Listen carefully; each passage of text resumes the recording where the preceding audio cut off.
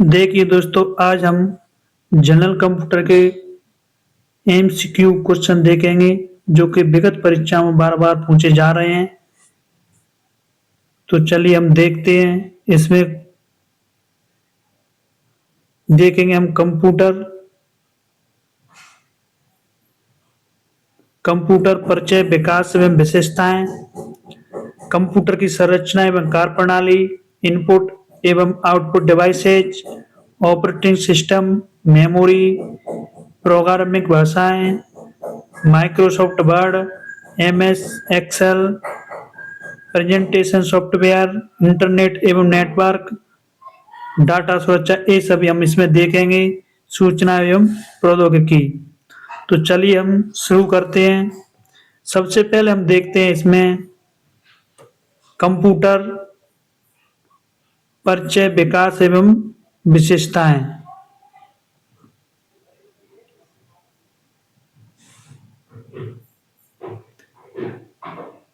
Computer शब्द किस भाषा से बना हुआ है? लैटिन भाषा से। निम्न में से कौन सी विद्युत मस्तिष्क के रूप में सर्वाधिक लोकप्रिय एवं ज्ञान को अद्यतन बनाने वाली सहायक प्रणाली है? कंप्यूटर वह इलेक्ट्रॉनिक डिवाइस है जो डाटा को स्वीकार कर सकती है, डाटा प्रोसेस करती है तथा आउटपुट उत्पन्न करती है और परिणामों को भविष्य में प्रयोग के लिए स्टोर करती है, कहलाती है कंप्यूटर।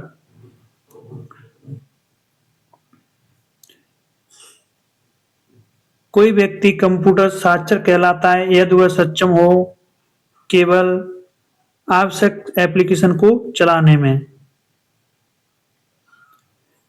विश्व कंप्यूटर साक्षरता दिवस प्रतिवर्ष कब मनाया जाता है? 2 दिसंबर को। अंतर्राष्ट्रीय साइबर सुरक्षा दिवस कब मनाया जाता है? 30 नवंबर को। कौन सी भाषा कंप्यूटर के द्वारा बिना अनुवाद किए समझी जाती है? मशीनी भाषा।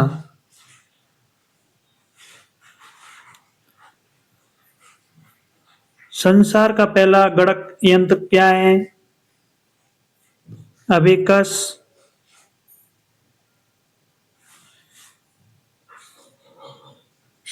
मैकेनिकल कैलकुलेटर का आविष्कार किया था?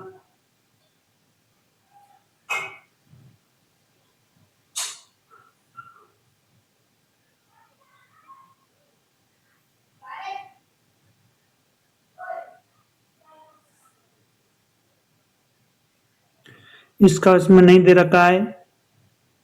IBM 140 है द्वितीय पीढ़ी कंप्यूटर। नेपाल में पहला प्रस्तुत किया गया कंप्यूटर का नाम क्या है?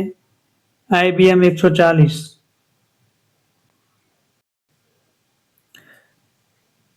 नेपाल 2028 में एस की गणना के लिए एक कंप्यूटर लाया था। यह कंप्यूटर किस पीढ़ी का था? तो यह कंप्यूटर द्वितीय पीढ़ी का था। कंप्यूटर के विकास क्रम में जैसे द्वितीय पीढ़ी का घटक ट्रांजैक्शन था, वैसे ही तृतीय पीढ़ी का प्रमुख घटक था इंटीग्रेटेड सर्किट। समाकलित परपथ का प्रयोग कंप्यूटर की किस पीढ़ी में किया जाने लगा? तो यह तीसरी पीढ़ी में किया जाने लगा। कंप्यूटर में आईसी का अर्थ होता है इंटीग्रेटेड सर्किट।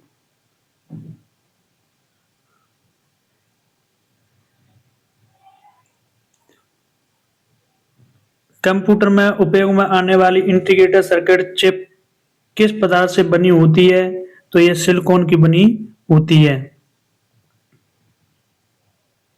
सामान्यतः प्रयुक्त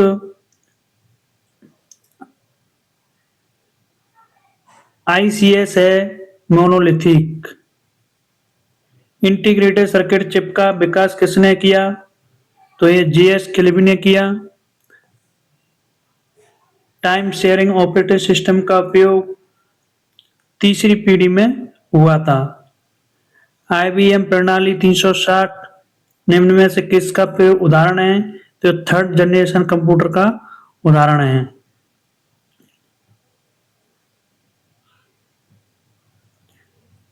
चिप्स को बनाने के लिए निम्न में से क्या काम में लिया जाता है? तो सेमीकंडक्टर लिया जाता है। कंप्यूटर हार्डवेयर जो सिलिकॉन का बना होता है, आंकड़ों की बहुत अधिक मात्रा को भंडार में रख सकता है, कहलाता है चिप। अर्धचालक गुणों के कारण कंप्यूटर, टीवी आदि में उपयोग किए जाने वाले धातु हैं सिलिकॉन।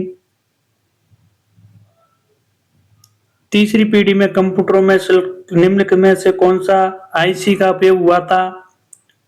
एसएसआई और एमएसआई।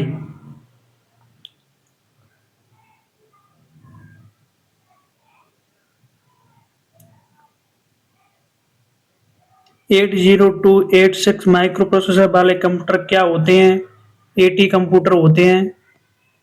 वर्तमान में किस जनरेशन के कंप्यूटर का प्रयोग हो रहा है? तो 5वीं जनरेशन का प्रयोग हो रहा है। कंप्यूटर की पंचम पीढ़ी में VLSI तकनीक को किस तकनीक में परिवर्तन किया गया था? ULSI। कंप्यूटर चिप तकनीक में प्रयुक्त शब्द ULSI का पूर्ण रूप है अल्ट्रा लार्ज स्केल इंटीग्रेशन। वर्तमान में कंप्यूटर में प्रयोग होते हैं ULSIC। 5वीं पीढ़ी के कंप्यूटर में क्या उपलब्ध नहीं है?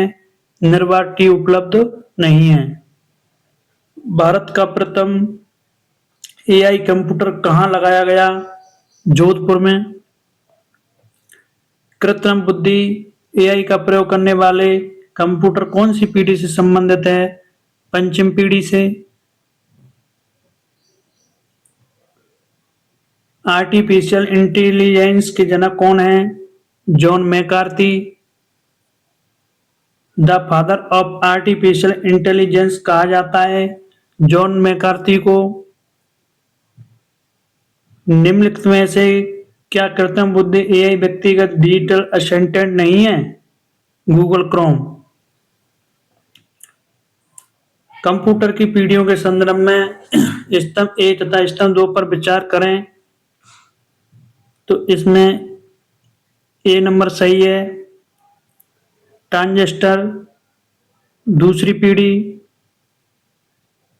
VLSI चौथी पीढ़ी, मशीन लैंग्वेज पहली पीढ़ी और परम है 5वीं पीढ़ी।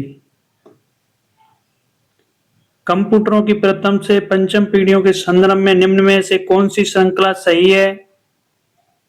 D नंबर सही है।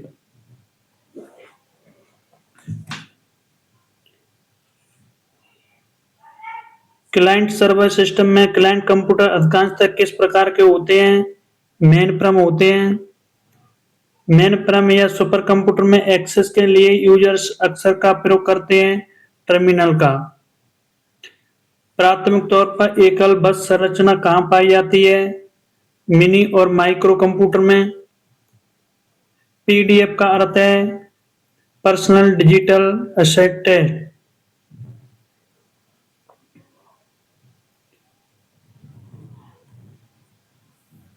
अब देखेंगे सुपर कंप्यूटर। निम्नलिखित में सर्वाधिक शक्तिशाली कंप्यूटर कौन सा है? Super computer. निम्न में से सबसे बड़ा, सबसे तेज, सबसे महंगा कंप्यूटर कौन सा है? Super computer. विश्व का पहला सुपर कंप्यूटर जो 1964 में बनाया गया, जिसका नाम CDC 6600 है। विश्व का प्रथम सफल सुपर कंप्यूटर कौन सा है? क्रेबन है। विश्व के प्रथम सुपर कंप्यूटर क्रेबन का निर्माण कब हुआ था? 1976 में। विश्व के प्रथम सफल सुपर कंप्यूटर निर्माता का क्या नाम था? सेमूर क्रे। सुपर कंप्यूटर के पिता के रूप में किसे जाना जाता है? सेमर क्रे को। विश्व के प्रथम सुपर कंप्यूटर का निर्माण किसने किया? सीआरसी ने। विश्व के प्रथम सुपर कंप्यूटर की आकृति कैसी थी? बेलनाकार थी।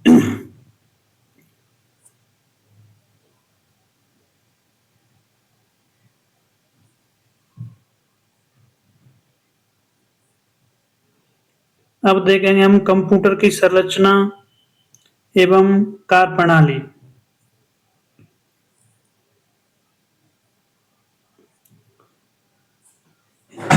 इनपुट, स्टोरेज, प्रोसेस और आउटपुट के अलावा कंप्यूटर द्वारा किया जाने वाला पांचवा ऑपरेशन कौन सा है? वो है कंट्रोल। कंप्यूटर 5 मूल कार्य करता है: प्रोसेस, आउटपुट, स्टोरेज और कंट्रोल। डाटा प्रोसेसिंग चक्र किन किन से बना है? इनपुट, आउटपुट व प्रोसेसिंग चक्र से। कौन सिस्टम की मूलभूत पैरामीटर नहीं है? मशीन नहीं है। एक कंप्यूटर सिस्टम इसमें उपयुक्त सभी से मिलकर बना होता है: इनपुट, आउटपुट, प्रोसेसिंग यूनिट और मेमोरी यूनिट से। निम्नलिखित में से कंप्यूटर का मूल कार्य क्या है? इसमें भी सभी है: स्टोरेज, इनपुट और प्रोसेसिंग। कंप्यूटर में किसी डाटा पर प्रोसेसिंग करने के बाद प्राप्त परिणाम को कहा जाता है आउटपुट। रॉ इनपुट को उपयोगी जानकारी में बदलने के लिए सभी कंप्यूटर सिस्टम द्वारा निम्नलिखित मौलिक प्रक्रिया का पालन किया जाता है: input, storage, output, process, control.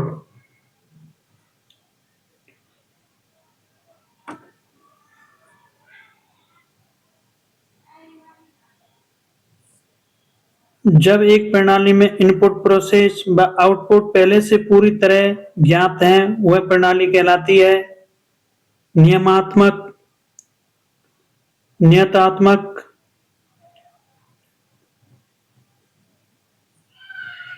अब देखें कंप्यूटर की संरचना एवं कार्यप्रणाली। देखिए दोस्तों, अगर वीडियो पसंद आ रही तो वीडियो को सब्सक्राइब कर लें।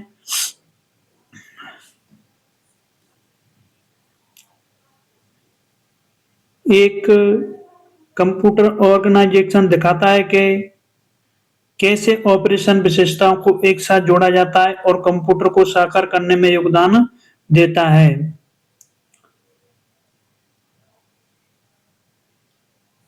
कंप्यूटर आर्किटेक्चर एक कंप्यूटर सिस्टम की वैचारिक डिजाइन और मौलिक परिचालन संरचना है। कंप्यूटर सिस्टम में प्रमुख आवश्यक यूनिट है, ये सभी हैं: इनपुट यूनिट, सिस्टम यूनिट और आउटपुट यूनिट।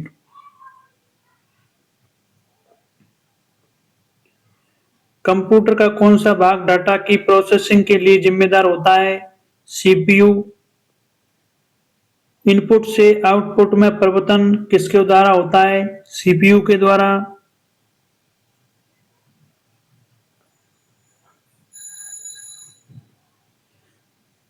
निम्न में से क्या कंप्यूटर का दिमाग कहलाता है? प्रोसेसर। निम्नलिखित में से किसे कंप्यूटर का मस्तिष्क कहा जाता है? सीपीयू को। सीपीयू का पूरा नाम है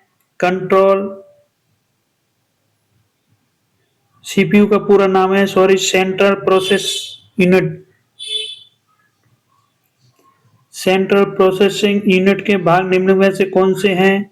control unit, arithmetic logic unit.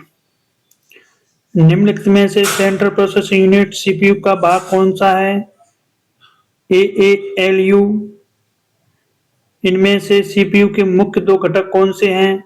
Control unit और एएलयू। कंप्यूटर की किस इकाई में जटिल गणनाएं करने की क्षमता होती है? सेंट्रल प्रोसेस यूनिट की। किसी कंप्यूटर सिस्टम में सभी ऑपरेशन कहाँ प्रोसेस किए जाते हैं? सीपीयू में। नियंत्रण इकाई सीयू और अंकगणितीय तर्क इकाई को एक साथ सामान्यतः प्रोसेसिंग यूनिट कहा जाता है। निम्न में से कंप्यूटर का हृदय कौन सा है? सीपीयू। एक सीपीयू में होता है, ये नहीं दिया गया इसमें।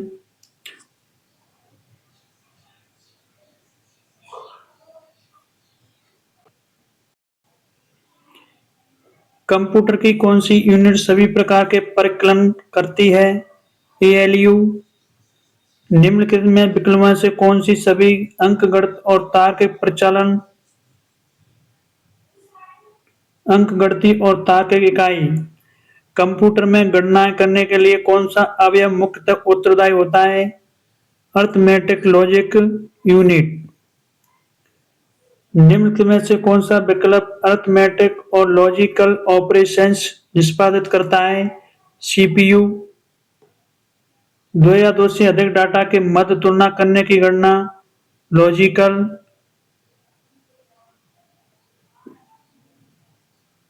एक कंप्यूटर के सीपीयू में तार्क इकाई की क्या जिम्मेदारी है? संख्याओं की तुलना करना। कंप्यूटर की एएलयू उन आदेशों का प्रतिक्रिया करती है जो इनमें से किससे आते हैं? कंट्रोल सेक्शन से।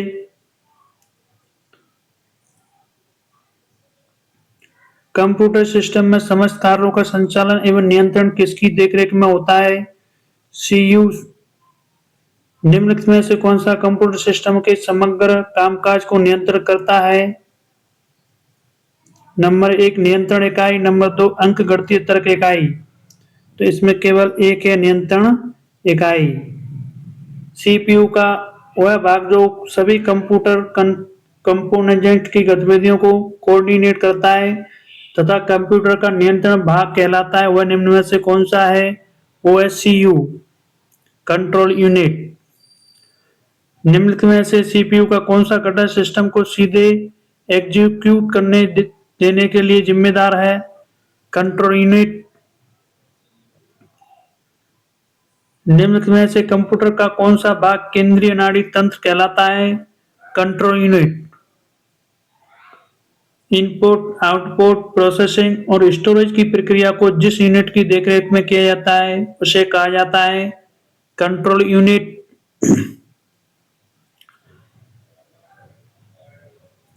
प्रोसेसर की निम्नलिखित में से कौन सी इकाई कंप्यूटर के सभी हिस्सों की निगरानी करती है वो है और उन्हें उचित निर्देश देती है, वह है कंट्रोल यूनिट। कौन सी डिवाइस डाटा और प्रोग्राम के बीच का अंतर समझ सकती है? Micro processor.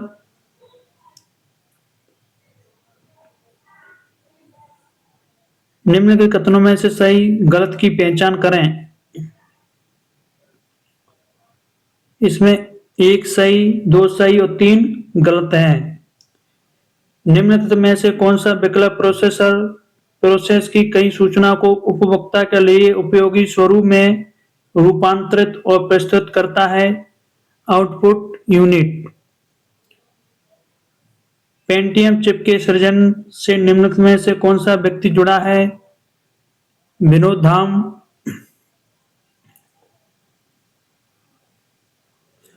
उच्च क्षमता वाला माइक्रो प्रोसेसर है उपरोक्त सभी, ये सभी हैं। कंप्यूटर को प्रोसेसिंग हेतु कार्य टास्क दिए जाने एवं कंप्यूटर द्वारा उसे पूरा कर अंतिम परिणाम दिए जाने के मध्य के समय को कहा जाता है टर्नअराउंड टाइम। निम्नलिखित में से कौन कार्य की उस यात्रा को दर्शाता है जिसे सिस्टम प्रति इकाई समय में करने में सक्षम होता है? थ्रूपुट।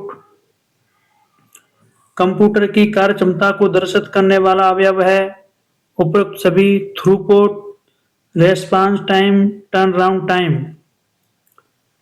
कंप्यूटर की बेहतर कार्य क्षमता हेतु रेस्पॉन्स टाइम होना चाहिए कम।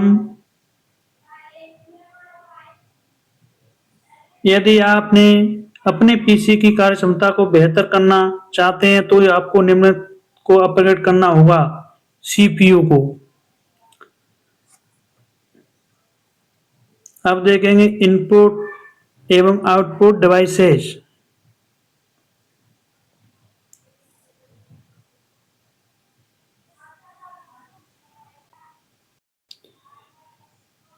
निम्नलिखित में से कंप्यूटर के 4 प्रमुख कार्य कौन से हैं? तो प्रमुख कार्य हैं इनपुट, प्रोसेसिंग, आउटपुट और स्टोरेज। जो कुछ कंप्यूटर में टाइप, सबमिट या ट्रांसमिट किया जाता है उसे कंप्यूटर इनपुट कहते हैं। इनपुट आउटपुट सिस्टम का संचार अनुक्रम है। तो इसमें OS devices driver, devices control, IO devices. Computer में डेटा दर्ज करने के लिए निम्नलिखित में से किसका उपयोग किया जाता है? इनपुट डिवाइसेस का। निम्नलिखित विकल्पों में से क्या इनपुट डिवाइसेस का एक सामान्य कार्य है? इनपुट डेटा रीड करना। इंफॉर्मेशन और कमांड कैप्चर करने के लिए किस प्रकार के उपकरण का प्रयोग किया जाता है? इनपुट डिवाइसेस का।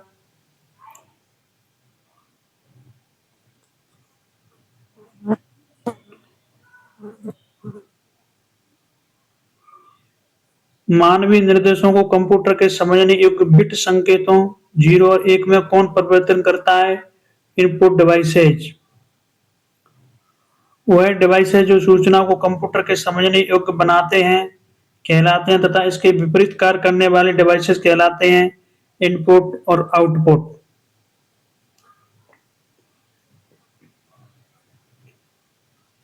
डायरेक्ट एंट्री इनपुट डिवाइसेस किसे माना जाता है? जी ऊपर के इसमें सभी ऑप्टिकल स्कैनर, माउस और digitiser, light pen. Input devices में वर्गीकरण पर इनके प्रकार हैं: ऑनलाइन एवं ऑफलाइन इनपुट डिवाइसेस। इनपुट को आउटपुट या इंफॉर्मेशन में किसके द्वारा बदला जाता है? सीपीयू के द्वारा। निम्नलिखित में से कौन सा इनपुट डिवाइस नहीं है? प्रोजेक्टर। निम्नलिखित में से कौन सा समूह केवल इनपुट डिवाइस से संबंधित है? तो माउस, कीबोर्ड, स्कैनर ये सभी इनपुट डिवाइस हैं। निम्न में से इनपुट डिवाइस का युग्म है स्कैनर और ओएमआर। निम्न में से इनपुट डिवाइस का उचित समूह कौन सा है? वो है स्कैनर, एमआईसीआर, टच स्क्रीन। निम्नलिखित में से कौन एक इनपुट डिवाइस नहीं है? प्रिंटर।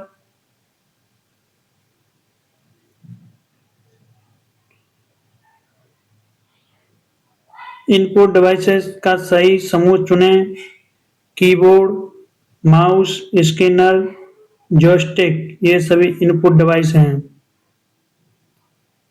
कंप्यूटर पद्धति का वह हार्डवेयर जिसका उपयोग बाहरी दुनिया से सूचना प्रदान करने, आंकड़ों और सिग्नल को नियंत्रित करने के लिए किया जाता है वह कहलाता है कुंजी, पटल एवं माउस।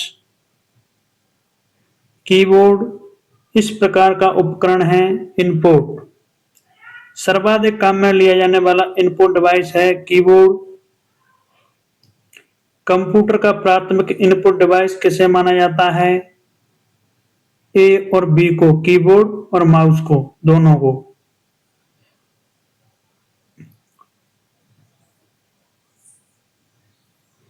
निम्नलिखित में से कौन सी इनपुट डिवाइस है? माउस। माउस एक है इनपुट डिवाइस। कंप्यूटर के सर्वाधिक प्राइमरी इनपुट डिवाइस और डिवाइस कीबोर्ड और माउस होते हैं।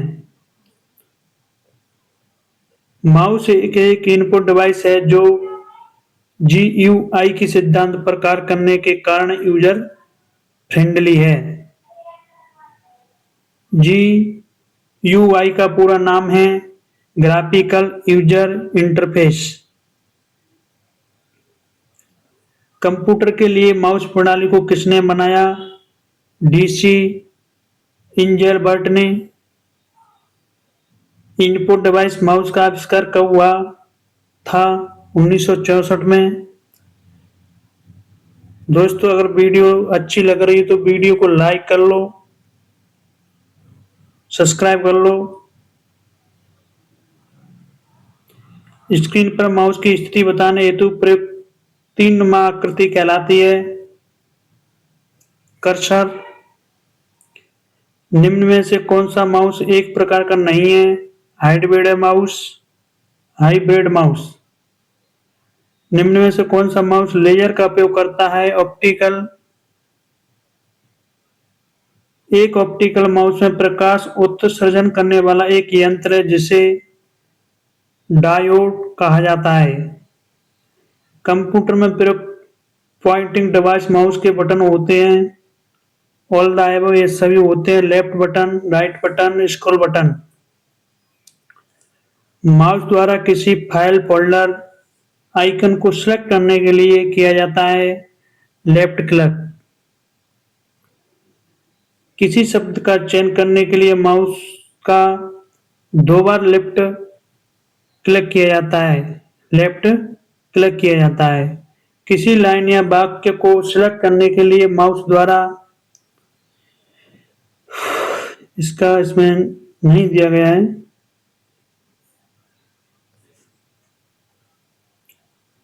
लाइट पेन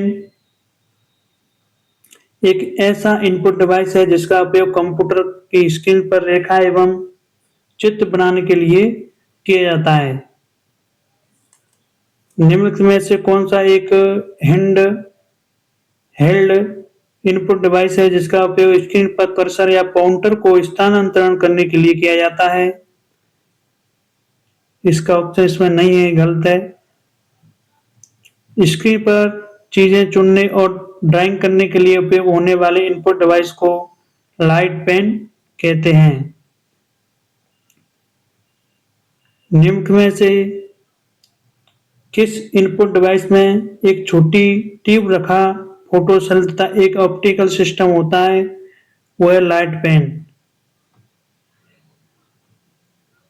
लाइट पेन में फोटो सेल प्रयुक्त होने के कारण इसकी कार्य विधि ऑप्टिकल व्यवस्था आधारित है।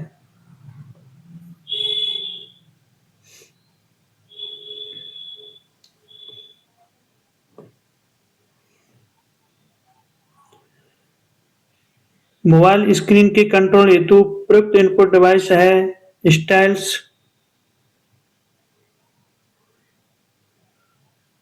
निम्न में से कौन सा कथन असत्य है? बी नंबर गलत है। इसमें बारकोड एक विशेष स्याही के प्रयोग से छापे जाते हैं जिसमें आयरन ऑक्साइड होता है, ये गलत है इसमें।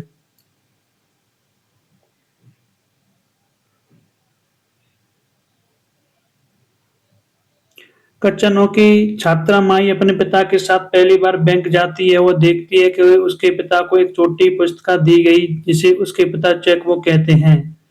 वह इसे खोलती है और पाती है कि इस पर पहले से कुछ मुद्रित जानकारी है। इनमें से कुछ जानकारियां प्रत्येक पृष्ठ पर समान है परंतु अंक क्रमानुसार लिखा हुआ है। वह इसे बदलने का प्रयास करती है पर असफल होती है। वह इसे बदलने में असमर्थ क्यों क्यों है कि चेक की इस विशेषता का पहचानिए? तो इसमें है डी नंबर MICR कोड। बड़ी मात्रा में प्राप्त चेकों के प्रबंधन के लिए बैंकिंग उद्योग द्वारा निम्न में से किसका उपयोग किया जाता है? MICR का। निम्नलिखित में से कौन सी तकनीक बैंक चेक के लिए सबसे उपयुक्त है? MICR।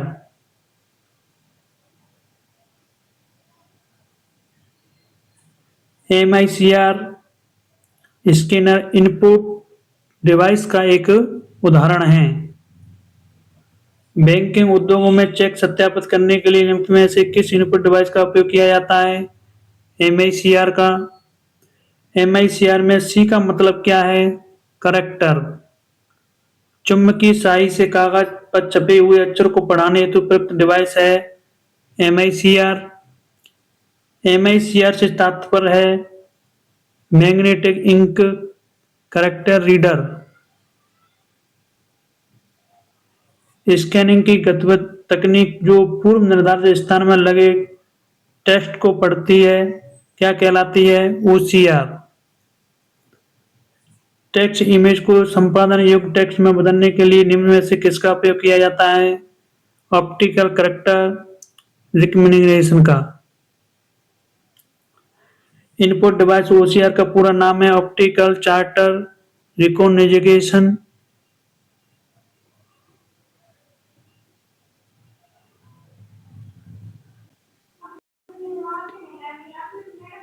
कंप्यूटर मॉनिटर एक इलेक्ट्रॉनिक आउटपुट डिवाइस है जिसे वीडियो डिस्प्ले टर्मिनल के रूप में भी जाना जाता है। कंप्यूटर के लिए प्राथमिक आउटपुट डिवाइस कौन सी है? मॉनिटर। इनमें से कौन सा इनपुट डिवाइस नहीं है? मॉनिटर। एक कंप्यूटर मॉनिटर किस प्रकार की युक्ति है? आउटपुट। निम्न में से किसे आउटपुट डिवाइस कहा जाता है? मॉनिटर को। कंप्यूटर को वीडियो के रूप में भी जाना जाता है। सर्वाधिक काम में लिया जाने वाला आउटपुट डिवाइस है वीडियो। मॉनिटर को वीडियो भी कहा जाता है, इसका पूरा नाम है विजुअल डिस्प्ले यूनिट।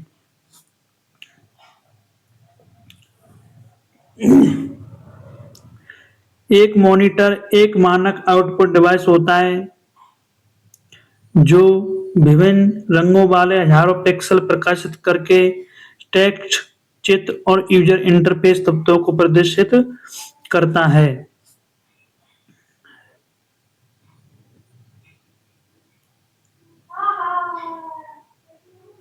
निम्न में से कौन सा मॉनिटर का एक प्रकार है?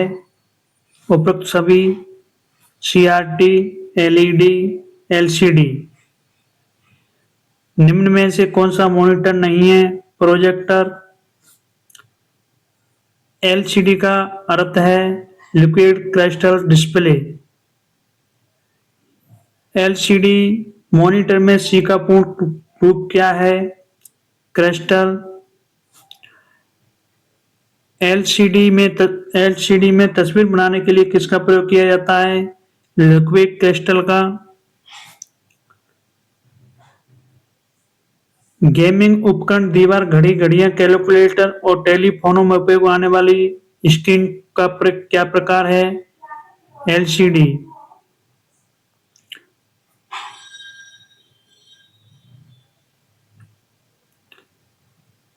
इनमें से कौन सी पेंटिंग प्रौद्योगिकी सबसे अधिक उन्नत है? 3D painting.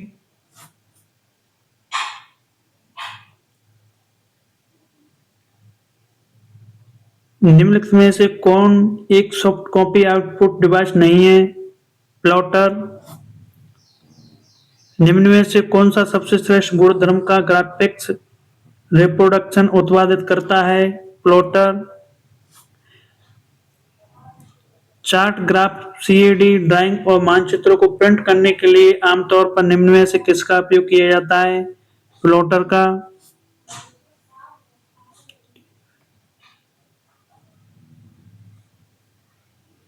विशेष प्रकार के प्रिंटर होते हैं जो बड़े आकार वाले इंजीनियरिंग चित्र और उसी प्रकार के बड़े ग्राफिक्स बनाने के लिए बनाए गए होते हैं। प्लॉटर।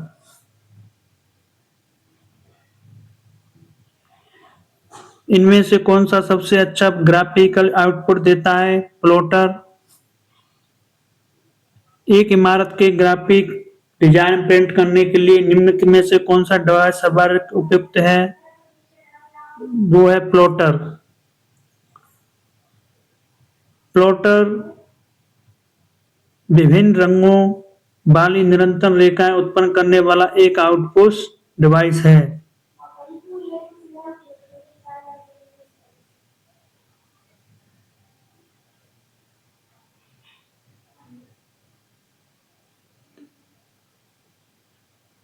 प्लॉटर एक आउटपुट डिवाइस है जो रेखाएं खींचने के लिए पेन का उपयोग करता है। प्लॉटर एक निरुक्त युक्ति है जिसका प्रयोग पंचिंग ग्राफ के लिए किया जाता है।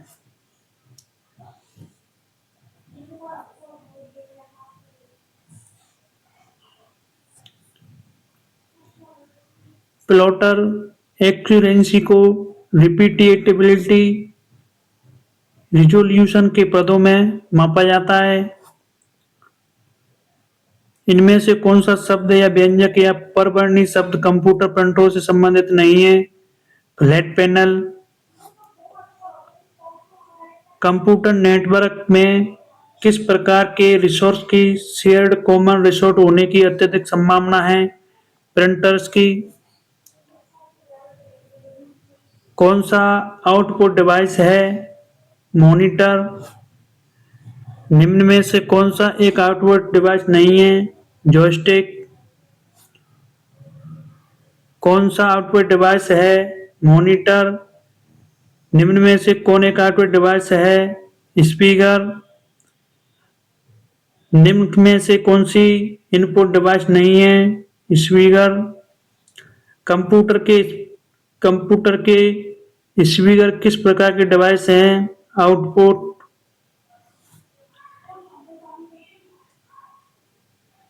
कौन इनपुट और आउटपुट डिवाइस दोनों के रूप में कार्य नहीं कर सकता? माउस।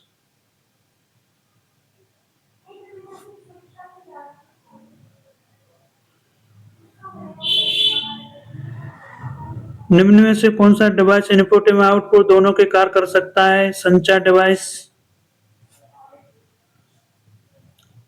मॉडेम है हार्डवेयर।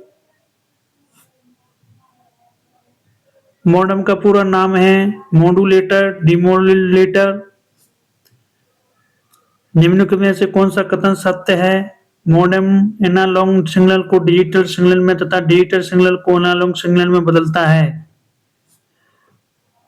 डिवाइस जो इनपुट एवं आउटपुट दोनों के रूप में कार्य करती है वह उपरोक्त सभी हैं। हेडफोन, फैक्स मशीनें, मॉडेम है। एक युक्ति जिसके द्वारा डिजिटल सूचना को एनालॉग सूचना में बदलने की विधि को मॉडेम कहते हैं।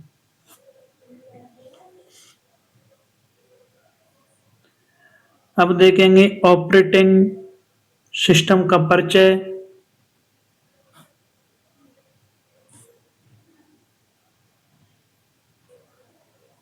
कंप्यूटर के वे भाग जिन्हें हम देख एवं छू सकते हैं कहलाते हैं हार्डवेयर। कंप्यूटर की भौतिक बनावट कहलाती है हार्डवेयर। निम्न में से कौन सा समूह हार्डवेयर से संबंधित है? ALU, CPU, monitor, keyboard. निम्न में से कौन सा समूह हार्डवेयर का है? Scanner, monitor, mouse, processor. निम्न में से किसे एक हार्डवेयर के रूप में माना जाता है? परिचालन तंत्र या ऑपरेटिंग सिस्टम को। कंप्यूटर का माइक्रो प्रोसेसर उदाहरण है हार्डवेयर का। निम्न में से कौन सा कंप्यूटर हार्डवेयर नहीं है? विंडोज 7। कंप्यूटर में डाटा प्रोसेसिंग हेतु उपयुक्त डिवाइस सीपीयू एक हार्डवेयर होता है। कंप्यूटर में उपयोग किए जाने वाले उपकरण कहलाते हैं हार्डवेयर।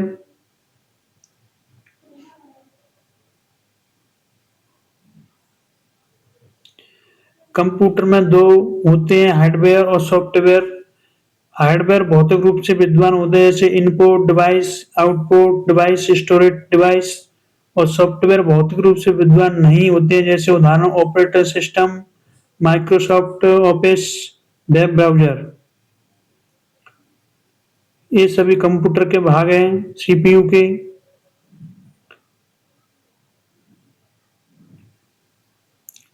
इनमें से कौन कंप्यूटर हार्डवेयर के रूप में वर्गीकृत नहीं है?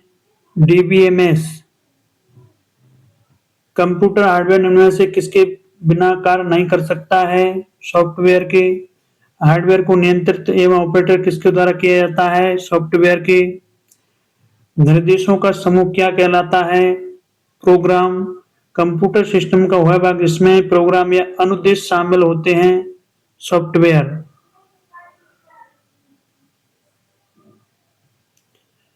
निम्नलिखित में से कौन सा सिस्टम सॉफ्टवेयर का उदाहरण नहीं है? BM birds.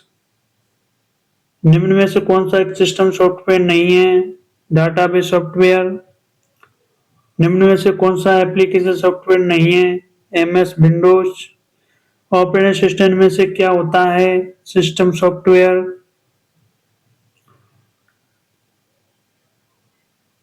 सिस्टम सॉफ्टवेयर का निम्नलिखित में से कौन सा उद्देश्य है?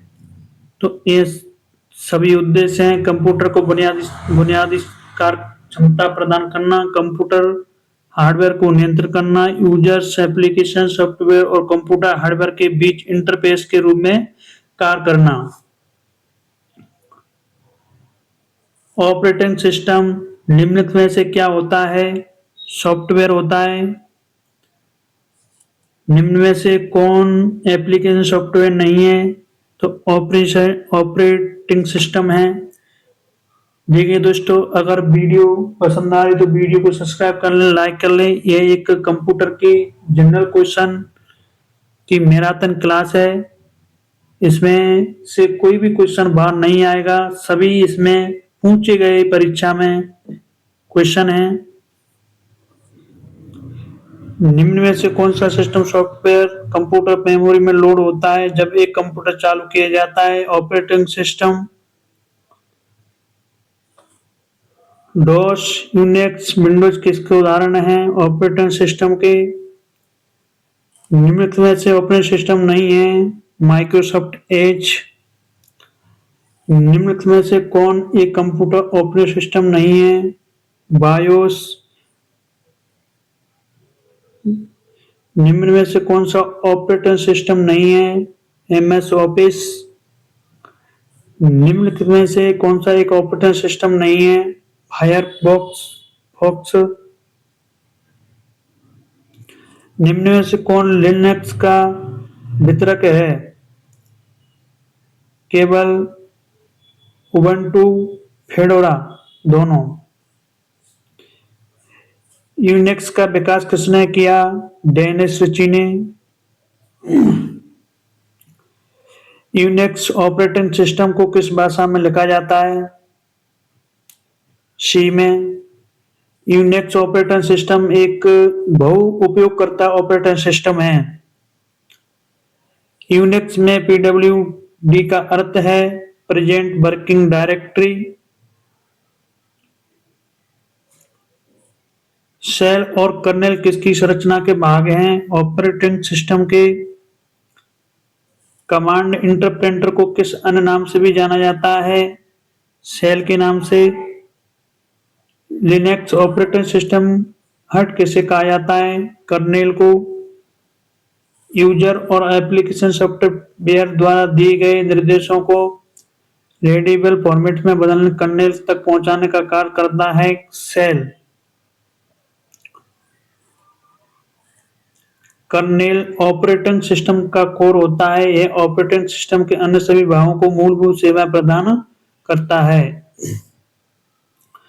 प्रत्येक ओएस में एक कर्नेल होता है जो कंप्यूटर की मुख्य मेमोरी में स्थित होता है तथा कुछ सामान्य कार्यों को करने के लिए सक्षम होता है। लिनक्स कर्नेल द्वारा शुरू की गई पहली प्रक्रिया क्या है? आईनेट प्रोसेस। ऑपरेटिंग सिस्टम में शेल और कर्नेल के बारे में निम्नलिखित में से कौन सा कथन सही नहीं है? इसमें बी और सी सही नहीं है। जीयूआई का पूरा नाम है ग्राफिकल यूजर इंटरफेस। जीयूआई में जी का पूर्ण रूप क्या है? तो जी का पूर्ण रूप है ग्राफिकल। मशीन के साथ आसान परस्पर क्रिया के लिए उपयोगकर्ता के लिए प्रस्तुत जीयूआई संचार का एक दृश्य निरूपण। जीयूआई का पूरा नाम क्या है? Graphical user interface. निम्नलिखित में से किस कंपनी ने ग्राफिकल यूजर इंटरफेस का आविष्कार किया था? जेरोक्स ने।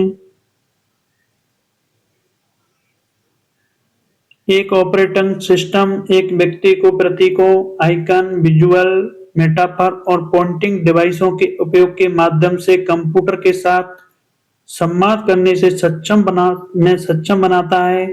यह निम्नलिखित में से किस रूप में वर्गीकृत किया जाएगा? ग्राफिकल यूजर इंटरफेस में ग्राफिकल यूजर इंटरफेस ओएस में संचार आइकन के साथ परस्पर करके किया जा सकता है। जीयूआई आधारित ऑपरेटिंग सिस्टम में ग्राफिकल यूजर इंटरफेस किस पर आधारित होता है? विंडोज आइकन मेनूज पर।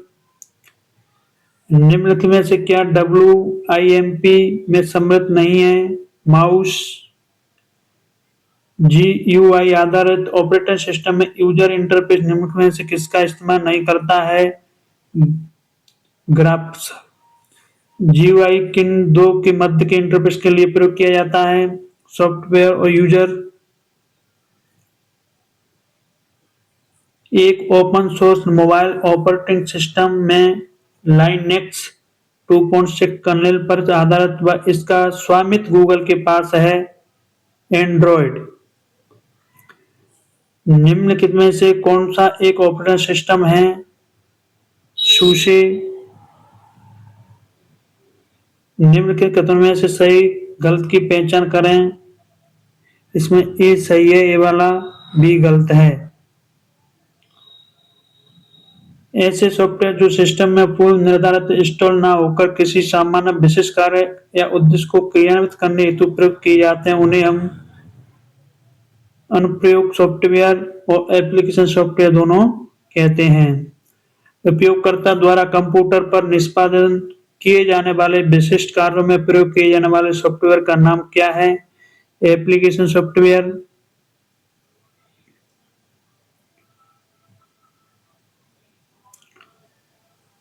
वर्ड प्रोसेसिंग, स्प्रेडशीट और फोटो एडिटिंग उदाहरण हैं एप्लीकेशन सॉफ्टवेयर के। निम्न में से कौन एप्लीकेशन सॉफ्टवेयर है? Web browser. निम्न में से कौन ऐसा एप्लीकेशन सॉफ्टवेयर नहीं है? Operating system. निम्न में से कौन सा एप्लीकेशन सॉफ्टवेयर है? उपरोक्त सभी।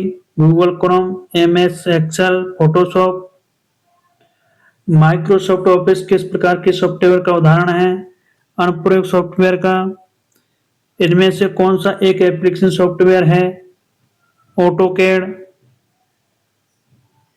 एक कंप्यूटर प्रोग्राम को कंप्यूटर मशीन की परफॉर्मेंस को बेहतर बनाने एवं कंप्यूटर का प्रयोग आसान बनाने हेतु ट्रबल शूटिंग करता है। Utility software. जीपीईजी शब्द का अर्थ है joint photographic export group. MPEG का पूरा नाम है मूविंग पिक्चर एक्सपर्ट ग्रुप। एक फाइल सिस्टम में रिलेटिव पाथ नेम वर्तमान निर्देशिका से पथ को परिभाषित करता है।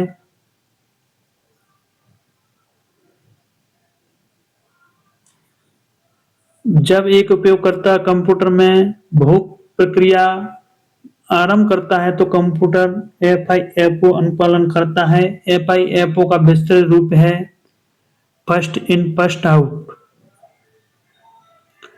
कंप्यूटर को क्या करना है यह बताने वाले निर्देशों के समूह को कहा जाता है प्रोग्राम। कंप्यूटर कार्यक्रम के मुख्य चरण कौन से हैं? ये सभी हैं समस्या की सूची बनाना, समस्या को चरणबद्ध करना, रेखा चित्र द्वारा विस्तार से चरण स्पष्ट करना। कंप्यूटर में मेमोरी वह इलेक्ट्रॉनिक स्थान है जहां डाटा, सूचना एवं ये 5 नंबर का टॉपिक है मेमोरी। कंप्यूटर हार्डवेयर जो सिलिकॉन का बना होता है एवं आंकड़ों का बहुत अधिक मात्रा में भंडारण कर सकता है वह होता है चिप। इसे मुख्य भंडारण भी कहा जाता है मेमोरी को। डेटा और इंटरैक्शन को आसानी से उपलब्ध बनाने के लिए इन्हें सहेजना किसका कार्य है? स्टोरेज यूनिट का। मेमोरी और स्टोरेज का अंतर यह है कि मेमोरी है और स्टोरेज स्थायी और अस्थायी। मतलब मेमोरी अस्थायी है और स्टोरेज स्थायी होता है। निम्नलिखित में विकल्पों में से कौन सा भंडारण उपकरणों की उनकी भंडारण क्षमता के संदर्भ में सही क्रम का निरूपण करता है? कैश मेमोरी, प्राथमिक मेमोरी, द्वितीयक मेमोरी।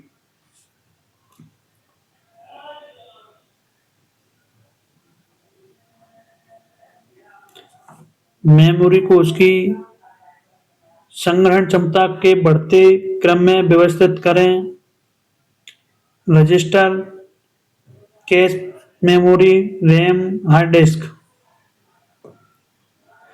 निम्नलिखित में से मेमोरी को उनकी गति के अनुसार क्रम में लगाएं तेज से धीरे की ओर। तो इसमें ए है register, cache memory, RAM, SSD, HDD.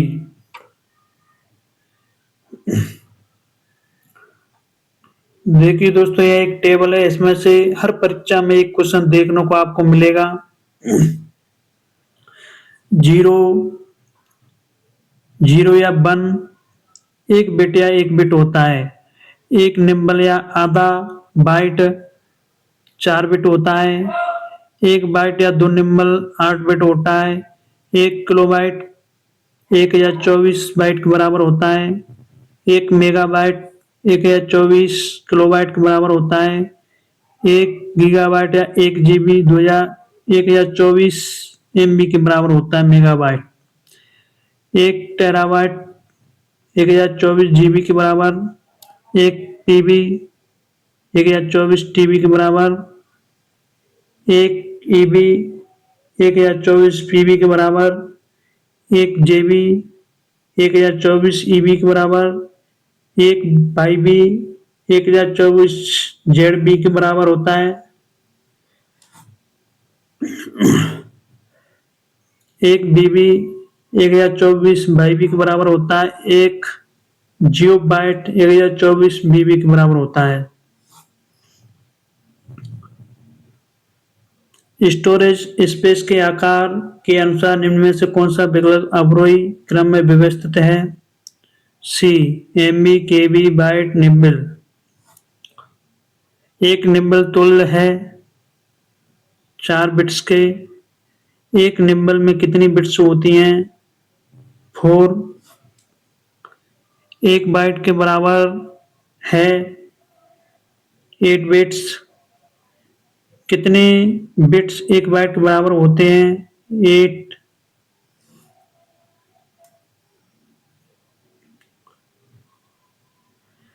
एक बाइट डाटा के कैरेक्टर को संभाल सकता है।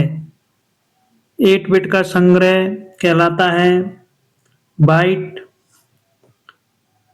गीगाबाइट 1024 मेगाबाइट के बराबर होती है। 1 किलोबाइट तुल्य है उक्त में इसमें से कोई नहीं। 1 किलोबाइट 1024 बाइट्स के बराबर होता है। कंप्यूटरों के संबंध में निम्न में से कौन सा सही है? 1 की बराबर 1024 bite. 1 gigabyte 1024 1024 into 1024 megabyte.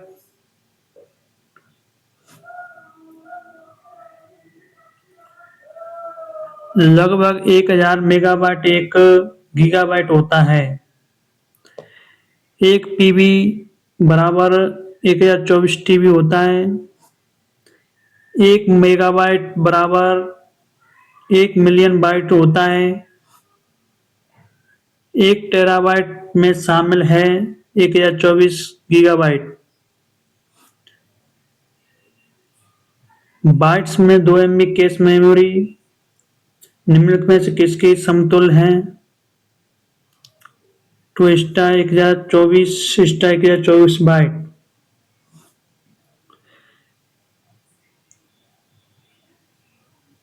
To gigabyte बराबर मेगाबाइट बराबर किलोबाइट होती है।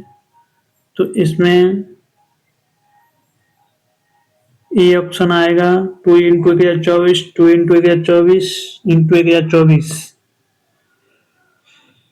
2 GB निम्न में से कितना होता है? 2 इंटू 1024 इंटू 24 इंटू 1024 बाइट्स। एक ZB बराबर होता है 1024 EB।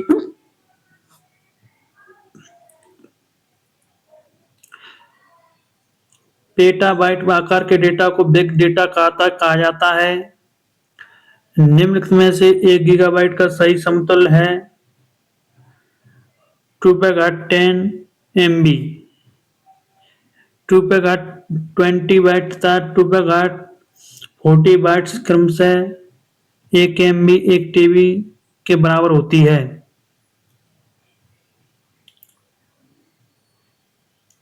कंप्यूटर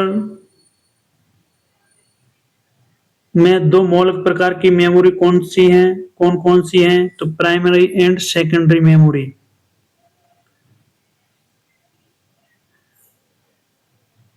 मुख्य मेमोरी दो प्रकार की होती है, रोम और रैम।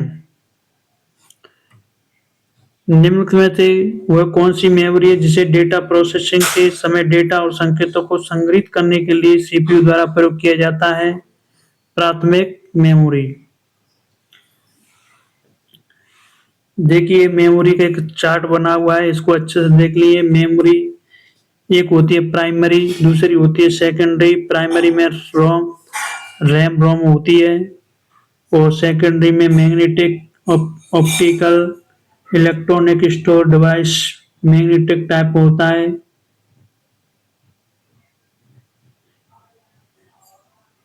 इसको देख लिया आप अच्छे से। कौन सा एक प्राइमरी मेमोरी है? Random access memory. कौन प्राथमिक स्मृति युक्ति है? रैम। रैम से तात्पर्य है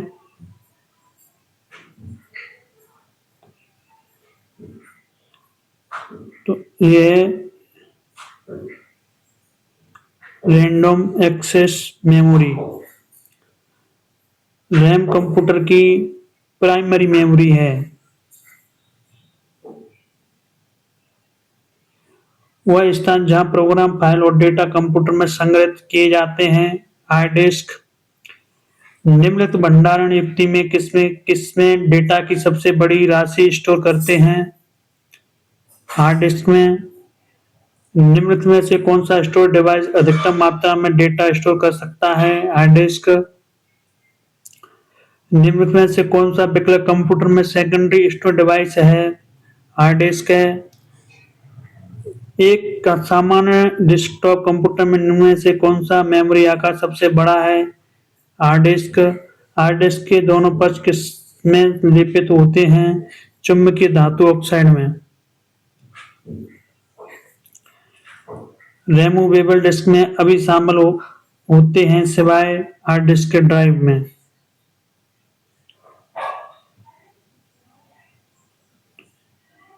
कंप्यूटर में वह डिफॉल्ट हार्ड डिस्क ड्राइव जिसमें सभी प्रोग्राम स्टोर होते हैं और वहां चलाए जाते हैं, निम्न में से कौन सी है? C drive. कार्यालय के प्रयोग हेतु सामान्य लैपटॉप में प्राय निम्नलिखित में से क्या होने की संभावना नहीं है? 512 GB रैम। डिस्केट की तुलना में हार्ड डिस्क है अधिक महंगी होती है। एक हार्ड डिस्क ट्रैक्स एवं ट्रैक सेक्टर्स में विभाजित होती है। ट्रैक और सेक्टर हार्ड डिस्क से संबंधित हैं। फॉर्मेटिक वह प्रक्रिया जिसमें डिस्क को ट्रैक्स और सेक्टर्स में विभाजित किया जाता है। हार्ड डिस्क भंडारण सतह के प्रत्येक ट्रैक को समान आकार के खंडों में विभाजित किया जाता है जिसे कहा जाता है सेक्टर। निम्न में से कौन सा आंतरिक हार्ड ड्राइव का प्रकार नहीं है? यूसीबी। यूसीबी का पूरा रूप है यूनिवर्सल सीरियल बस। यूएस सभी पेन ड्राइव किस प्रकार की स्टोरेज डिवाइस के अंतर्गत आती है? सेकेंडरी मेमोरी के पेन ड्राइव हैं एक हटाई जाने वाली द्वितीयक भंडारक इकाई। ठोस स्थिति मेमोरी स्टिक का प्रयोग हम दैनिक जीवन में करते हैं। ये विभिन्न क्षमता वाले आकार में उपलब्ध रहती है। ये यंत्र कौन सा है? Pen drive. मेमोरी कार्ड के संदर्भ में एसडी तथा एमएससी का तात्पर्य है सिक्योर डिजिटल मल्टीमीडिया कार्ड।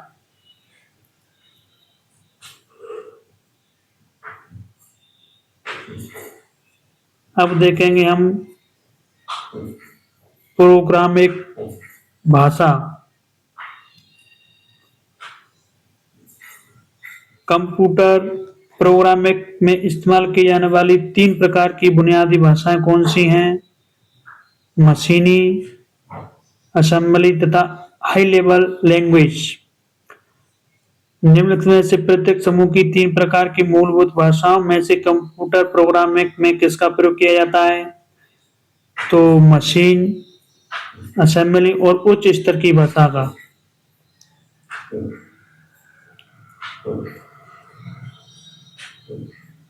कौन सी भाषा सीधे अनुवाद के बिना कंप्यूटर के द्वारा समझी जाती है?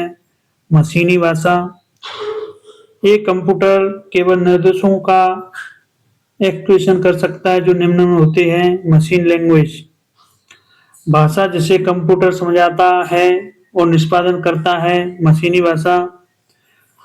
कौन सी कंप्यूटर प्रोग्रामिंग भाषा से कंप्यूटर सहजता या बिना कंप्यूटर की सहायता से समझा जा सकता है? मशीनी भाषा। एक कंप्यूटर के सेंट्रल प्रोसेसिंग यूनिट द्वारा सीधे संचालित किए जाने वाले निर्देश का एक सेट है। Machine language. कंप्यूटर की मशीनी भाषा आधारित है बुलियन बीजगणित पर।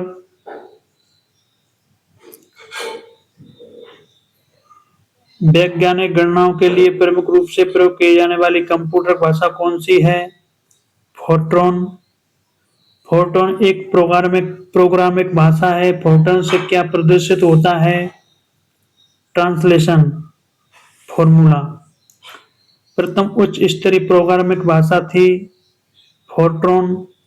इनमें से कौन सी वैज्ञानिक कंप्यूटर भाषा है? Fortran.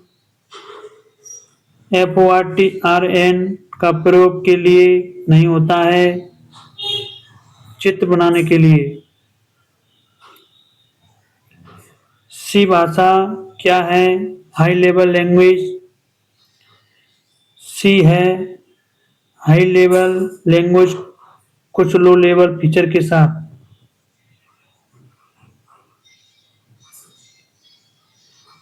High level language C को किसने विकसित किया? डेनिस एमरिची ने।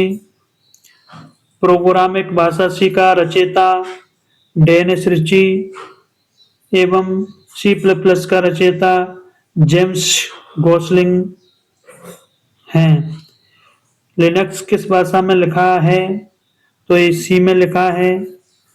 सी लैंग्वेज में लिखा जाने वाला प्रथम ऑपरेटिंग सिस्टम कौन सा था? यूनिक्स। कौन सा डेटा टाइप सी में नहीं है? तो क्लास नहीं है। कंपाइल टाइम एरर गलत सिंटैक्स के प्रयोग में आती है। निम्न में से कौन सा सी लैंग्वेज में इनवैलिड वेरिएबल का नाम है? stname। असेंबली भाषा एक है मशीन डिपेंडेंट भाषा। वह सॉफ्टवेयर जो प्रोग्राम को असेंबली भाषा में मशीनी भाषा में बदलता है कहलाता है असेंबलर। असेंबली लैंग्वेज में प्रयुक्त ट्रांसलेटर प्रोग्राम को असेंबलर कहते हैं। इनमें कौन सा सोर्स प्रोग्राम को ऑब्जेक्टिव प्रोग्राम में बदलता है? असेंबलर। कंपाइलर क्या है? उच्च स्तर की भाषा को मशीनी भाषा में अनुवाद के लिए एक प्रोग्राम है। सिस्टम सॉफ्टवेयर कौन सा है? कंपाइलर। उच्च स्तरीय भाषा को मशीनी भाषा में अनुवाद करने वाला है कंपाइलर। एक कंप्यूटर प्रोग्राम को जो एक समय में प्रोग्राम निर्देश को मशीन भाषा में अनुवाद करता है कंपाइलर है वो। एक कंप्यूटर प्रोग्राम जो पूरे प्रोग्राम को मशीनी भाषा में बदलता है कंपाइलर। एक कंप्यूटर प्रोग्राम जो सोर्स कोड को एक साथ ऑब्जेक्ट कोड में बदलता है कहलाता है कंपाइलर। किसके लिए? इंटरप्रेटर, ट्रांसलेटर की तरह प्रयोग में लाया जाता है। हाई लेवल लैंग्वेज, उच्च स्तरीय भाषा में लिखे code line by line machine भाषा में कौन बदलता है? इंटरप्रेटर। इनमें से कौन सा सोर्स प्रोग्राम को ऑब्जेक्ट प्रोग्राम में बदलता है? असेंबलर। एक प्रोग्राम है जो उच्च स्तरीय भाषा में निर्देशों को मशीन कोड में परिवर्तित किए बिना सीधे निष्पादित करता है। इंटरप्रेटर।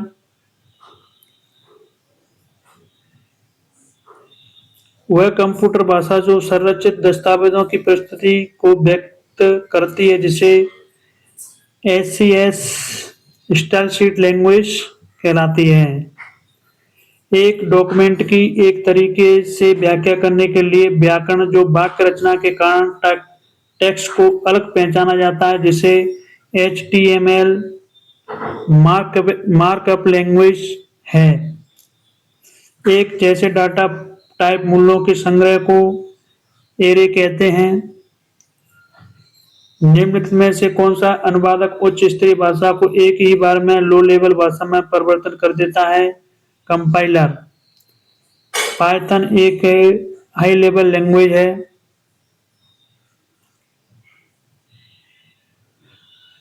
कंप्यूटर लैंग्वेज इंस्ट्रक्शन में क्या होता है?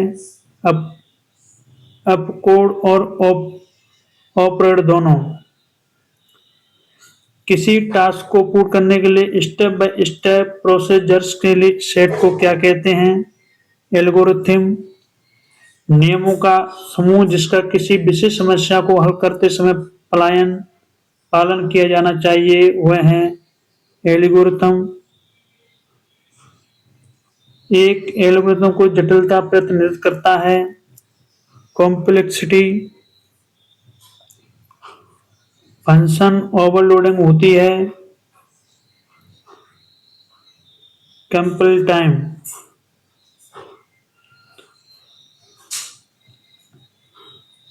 अब देखेंगे माइक्रोसॉफ्ट वर्ड। दोस्तों वीडियो पसंद आ रही तो जल्दी से वीडियो को सब्सक्राइब कर ले ताकि इसी तरह की वीडियो आपको जल्दी मिल सके।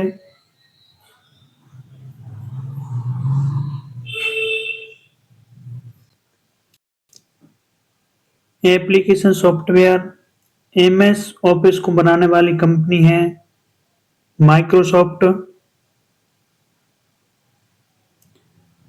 माइक्रोसॉफ्ट ऑफिस किस प्रकार के सॉफ्टवेयर का उदाहरण है?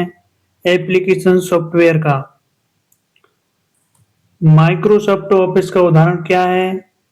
Horizontal market software. निम्नलिखित में से कौन सा MS ऑफिस का मान्य संस्करण है? ऑल द एबव, ये सभी हैं। माइक्रोसॉफ्ट वर्ड का वैध संस्करण नहीं है office manager. Android phone, iPhone आदि में प्रयुक्त MS ऑफिस को किस नाम से जाना जाता है? WPS ऑफिस के नाम से।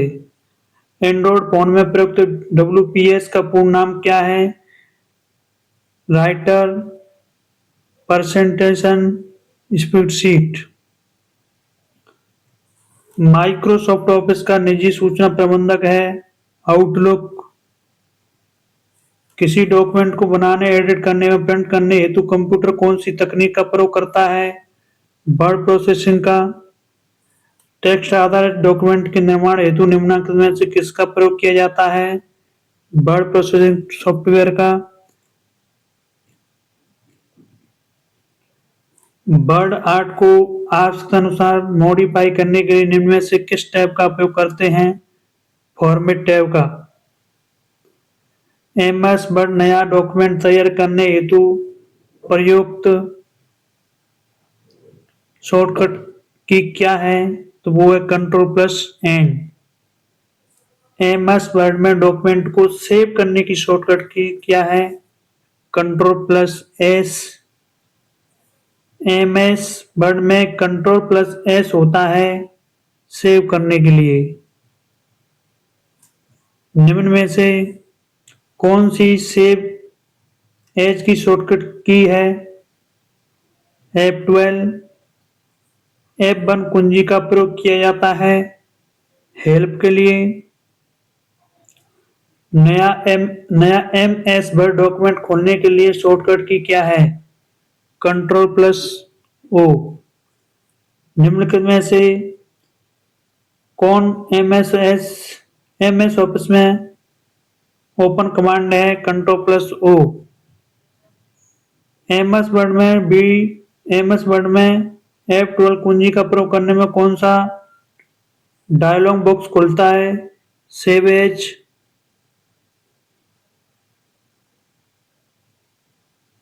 MS ऑफिस में 2007 में अंतिम क्रिया को दोहराने के लिए प्रयुक्त शॉर्टकट कुंजी है B4। MS वर्ड में प्रिंट विकल्प प्रदर्शित करने के लिए कीबोर्ड शॉर्टकट क्या है Ctrl+P। MS वर्ड में किसी फाइल का प्रिंट प्रीव्यू देखने के लिए कौन सी शॉर्टकट का प्रयोग में ली जाती है Alt+A+V। किस कमांड की सहायता से हम स्वयं की टेक्स्ट स्टाइल बना सकते हैं new kick style. Microsoft word में उपलब्ध फॉन्ट आकार न्यूनतम एवं अधिकतम होता है 1 या 1638 का। एमएस वर्ड 2010 में बाई डिफॉल्ट फॉन्ट साइज होती है 11 पॉइंट या पीटी। किस शॉर्टकट की के द्वारा हम फॉन्ट की साइज को बदल सकते हैं Ctrl+Shift+P। किसी कैरेक्टर के लिए प्रयोग में लाया जाने वाला अधिकतम फॉन्ट साइज क्या है 1638। फॉर्मेटिंग टूलबार में उपलब्ध फॉन्ट आकार टूल में फॉन्ट का सबसे कम व सबसे ज्यादा फॉन्ट आकार उपलब्ध होता है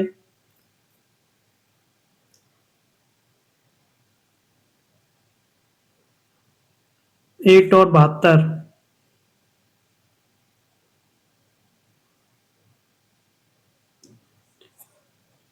फॉन्ट का आकार घटाने के लिए निम्न में से किसका प्रयोग किया जाता है बी और सी दोनों का कंट्रोल प्लस कोष्टक वाला निशान Ctrl+Shift+3 वाला निशान।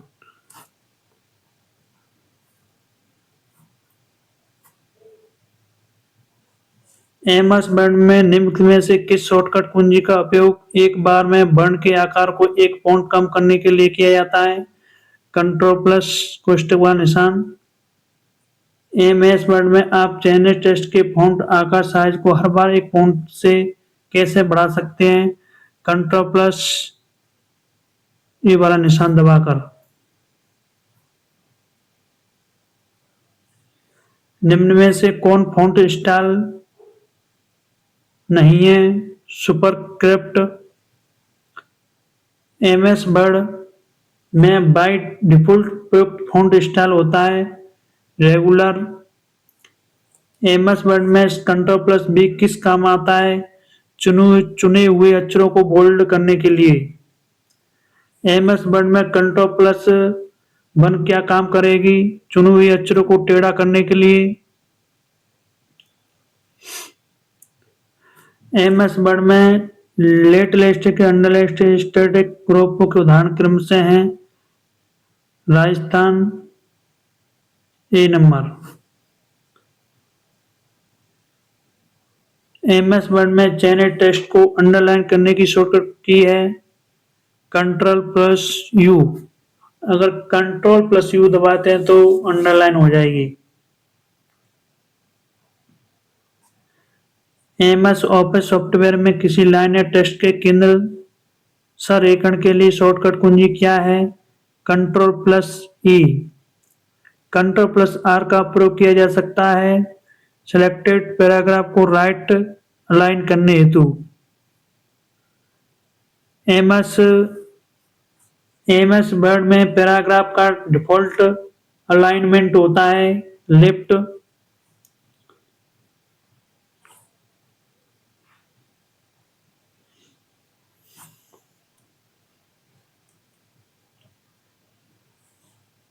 एमएस वर्ड में गो टू ऑप्शन का प्रयोग किसी उपयुक्त सभी के लिए किया जाता है। बुकमार्क पर जाने के लिए, लाइन पर जाने हेतु, पेज पर जाने के लिए। एमएस वर्ड में गो टू मेनू के लिए शॉर्टकट की है Ctrl+G। किस कमांड की सहायता से किसी भी टेक्स्ट, फुटनोट, एंडनोट या मार्क को सर्च किया जा सकता है? गो टू कमांड की सहायता से डॉक्यूमेंट में कर्सर को दिए गए स्थान पर भेजा जा सकता है। निम्न में से कौन से कमांड के समूह के लिए केवल एक डायलॉग बॉक्स उपस्थित होता है? Go to, replace, find. Find, replace और चयनित विकल्प एडिटिंग ग्रुप में उपलब्ध होते हैं। एक दस्तावेज पर टेक्स्ट को खोजने के लिए प्रयुक्त शॉर्टकट की कौन सी है? Ctrl+A। निम्न में से कौन सा फंक्शन ऐसे दूसरे शब्दों की सूची प्रदान करता है जो वास्तव में या लगभग एक ही अर्थ के होते हैं? थ्रोस। एमएस वर्ड में थ्रोस का क्या कार्य है? शब्द को उसके पर्यायवाची शब्द में बदलना। एमएस ऑफिस में किसी शब्द के समानार्थक जानने के लिए उपयोग में लाते हैं थ्रोस। एमएस ऑफिस में ऑफिस के टूल मेनू में किसी शब्द का पर्यायवाची शब्द खोजने के लिए किस विकल्प का प्रयोग किया जाता है? लैंग्वेज थ्रोस का। एमएस वर्ड में थ्रोस को खोलने की शॉर्टकट की क्या होती है? Shift+F7। कौन सी कमांड डॉक्यूमेंट में लिखे शब्दों की स्पेलिंग जांच करने के काम आती है? स्पेलिंग और ग्रामर।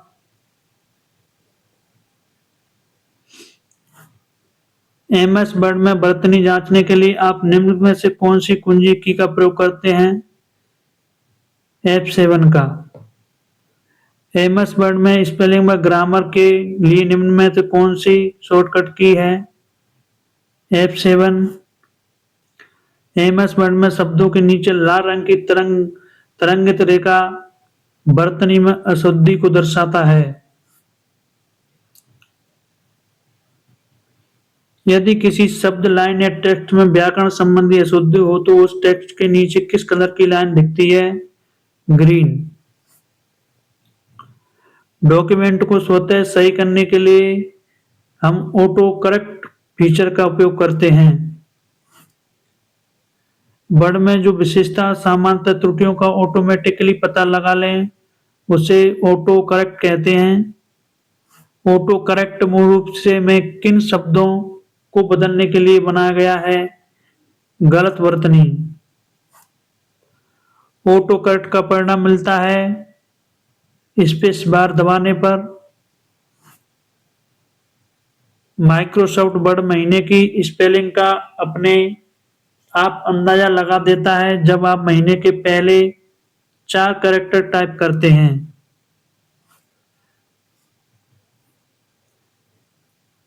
इसके बाद देखेंगे एमएस एक्सेल स्प्रेडशीट सॉफ्टवेयर।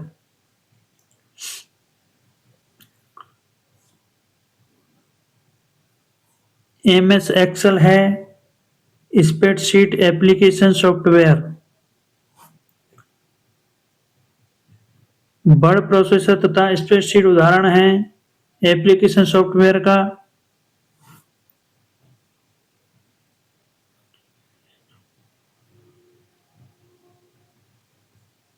एक प्राथमिक दस्तावेज है जो डाटा को स्टोर करने एवं कार्य करने के लिए इस्तेमाल किया जाता है। इसमें पंक्तियों और स्तंभों के रूप में सेल व्यवस्थित किया जाता है।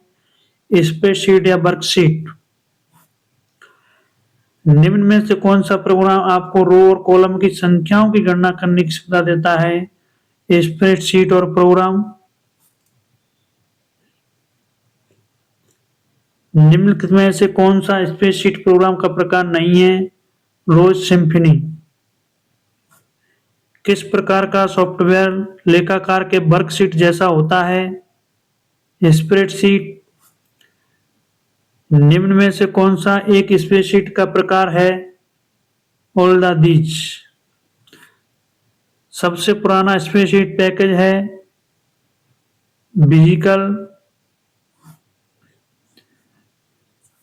एमएस ऑफिस का एक्सेल प्रोग्राम किसे काम आता है? ऊपर लिखे सभी के लिए, स्प्रेडशीट के लिए, डाटाबेस के लिए, ग्राफ के लिए।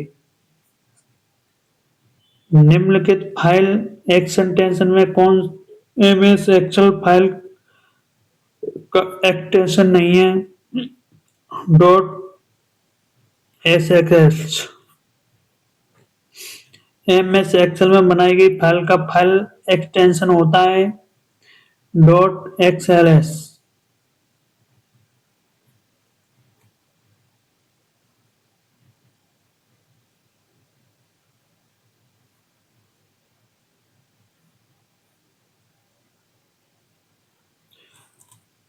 वर्कशीट से मिलकर बनी होती है, तो वर्कशीट रो और कॉलम से मिलकर बनी होती है।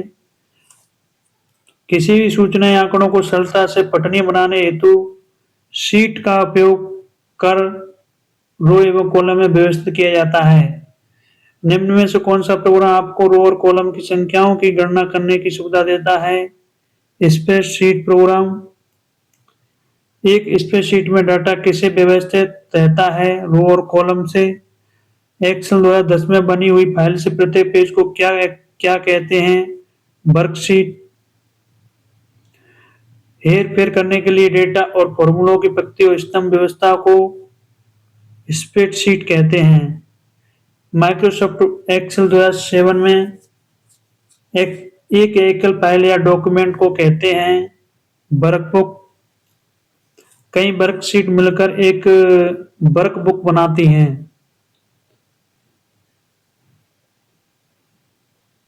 एमएस एक्सेल में सेल में दिए गए कहलाते हैं सेल टिप। एमएस एक्सेल में हम रेंज छिपा नहीं सकते। सेल के कंटेंट में बदलाव करने हेतु निम्न में से उचित विकल्प कौन सा है? ऊपर सभी है। सेल पर डबल क्लिक करना, फॉर्मूला बार पर क्लिक करना, F2 की प्रेस करना। स्प्रेडशीट में सेल कंटेंट्स को संपादित करने के लिए किस फंक्शन को इसका प्रयोग किया जाता है? F2 का। शीट के सेल कंटेंट को एडिट करने के लिए कौन सी फंक्शन की प्रयोग की जाती है? F2। कौन आमतौर पर इस्तेमाल कमांड और टूल्स पर त्वरित पहुंच के लिए इस्तेमाल किया जा सकता है? टूलबार। एमएस एक्सेल शब्दावली में प्रयुक्त सेल संदर्भ क्या है? उपरोक्त सभी। निम्नलिखित में से कौन सा पूर्ण सेल रेफरेंस? तो डी ऑप्शन। एमएस एक्सेल में कौन सा ऑपरेटर एब्सोल्यूट सेल रेफरेंस के लिए प्रयोग किया जाता है? ए नंबर।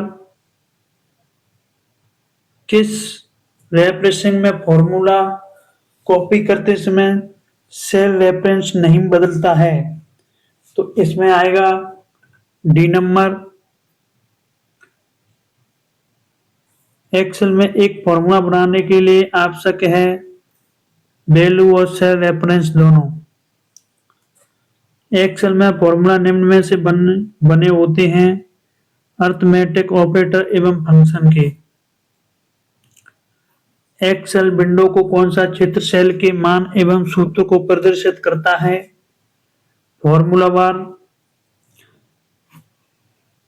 एक्सेल विंडो में कौन सा क्षेत्र मूल्यों और सूत्रों को दर्ज करने की अनुमति देता है?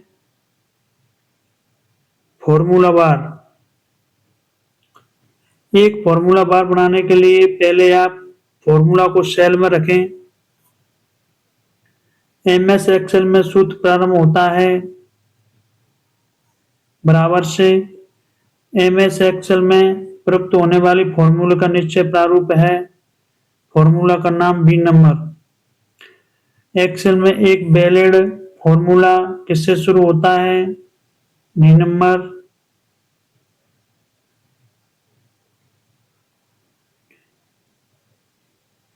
निम्न में से कौन सा फॉर्मूला एक्सेल के लिए गलत तरीके से लिखा गया है? C option. M M S Excel में निम्न में से कौन सा सही फॉर्मूला है? C number. M S Excel में सेल ए आई से सेल A10 का योग करने के लिए सूत्र। A number option. M S Excel में एक सूत्र सम क्या करेगा? C option.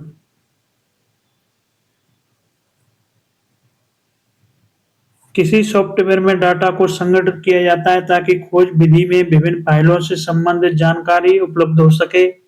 इनमें से सॉफ्टवेयर की सबसे महत्वपूर्ण विशेषता क्या है जो डाटा को छांटने में मदद करती है? A option access query. गणित भाषा में तालिका कहलाती है रिलेशन। लॉजिकल ऑपरेटर्स का उदाहरण है। A option XOR. एक्सेल में कोई बदलाव होने पर कौन सा फीचर स्वतः ही पूरी वर्कशीट में पुनः गणना कर लेता है? Auto calculation. निम्न में से कौन सा डेटा टाइप एमएस एक्सेल में मान नहीं होता है? चार्टर।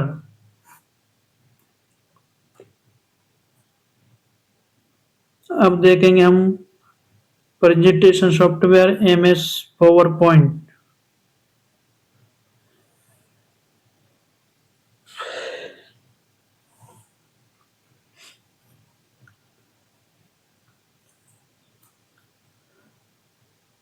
पावर पॉइंट प्रेजेंटेशन निम्न में से किस एप्लीकेशन प्रोग्राम का एक भाग है? एमएस ऑफिस का।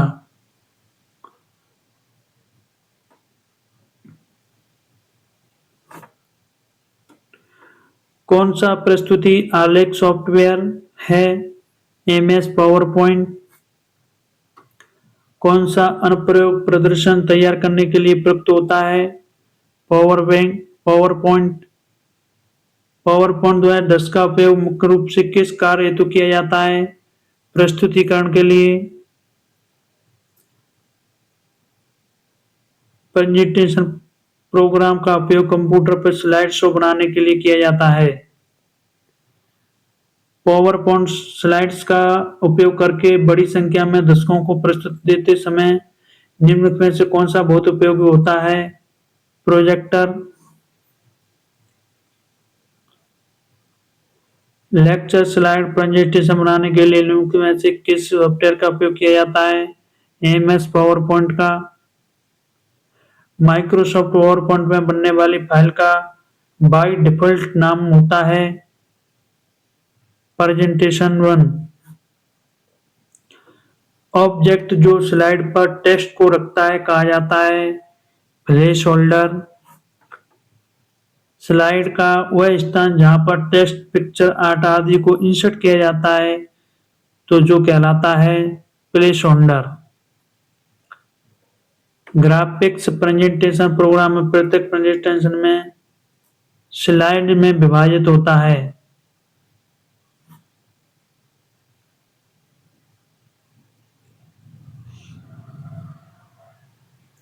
जी देख ली desk computer book, computer book है जी।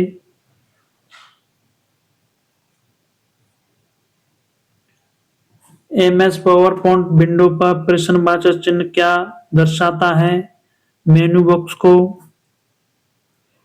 निम्नलिखित में से कौन सा फाइल विस्तार एमएस पावर पॉइंट 365 प्रेजेंटेशन पर लागू होता है जब आप उसे डिफॉल्ट से सुरक्षित करते हैं? B option. Microsoft PowerPoint 2010 program में निम्न में से कौन सा फाइल एक्सटेंशन प्रयुक्त होता है? .pptx। MS power point file का विस्तार है .pptx।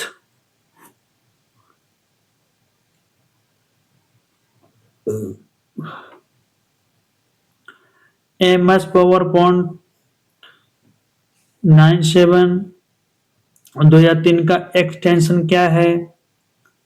Option A. निम्न में से कौन सा एमएस ऑफिस पावर पॉइंट का सही फाइल प्रारूप है? Option A.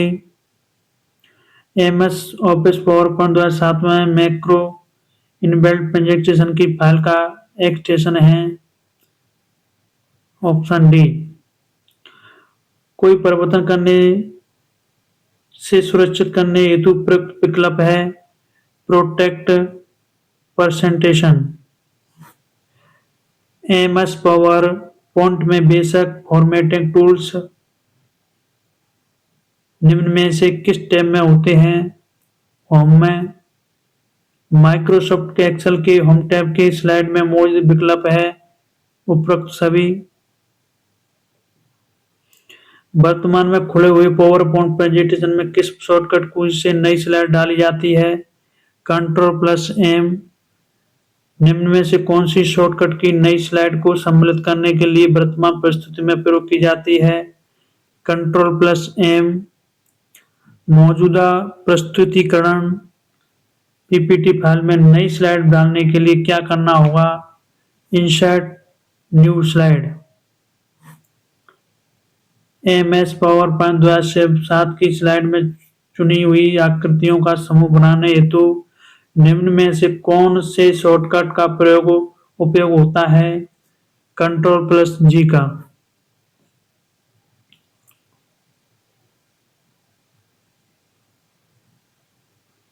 MS power point में पहली स्लाइड पर जाने के लिए कौन सी शॉर्टकट की का उपयोग किया जाता है?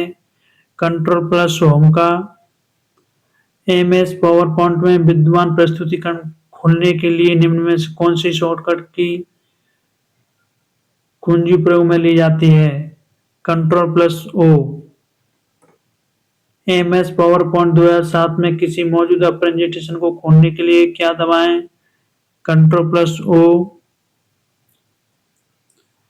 पावर पॉइंट 2007 में किन दृश्यों का उपयोग स्पीकर कमेंट में प्रवेश करने के लिए किया जाता है? नॉर्मल व नोट्स पेज व्यू। निम्न में से कौन सा एमएस पावर पॉइंट 2007 में कस्टम एनिमेशन में पाई जाने वाली कैटेगरी है? इंट्रेस।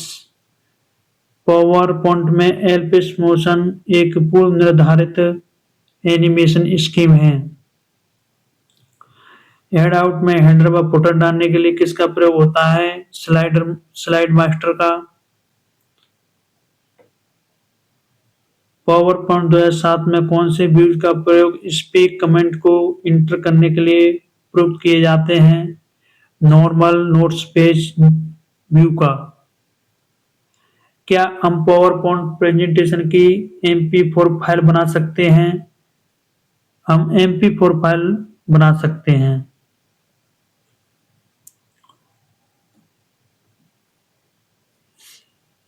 अब देखेंगे हम इंटरनेट एवं नेटवर्क। दोस्तों, अगर वीडियो पसंद आ रही हो तो वीडियो को सब्सक्राइब कर लें, लाइक कर लें चैनल को और शेयर कर दें।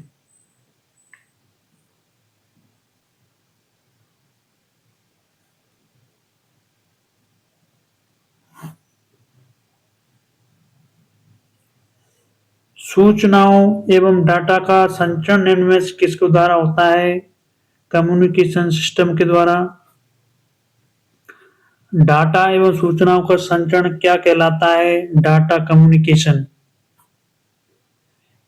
निम्नलिखित में से कौन सा नेटवर्क का मुख्य उद्देश्य है? उपरोक्त सभी। त्वरित संचार, संसाधन भागीदारी, गोपनीयता। डाटा ट्रांसमिशन तकनीक में कम्युनिकेशन चैनल का प्रकार निम्नलिखित में से कौन सा है? All the above.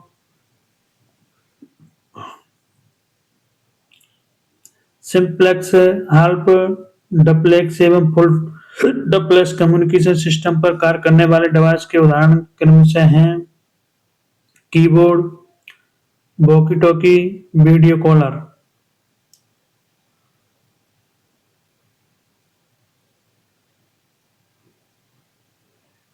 निम्न में से नेटवर्क सिग्नल्स का प्रकार है ए और बी, एनालॉग, डिजिटल।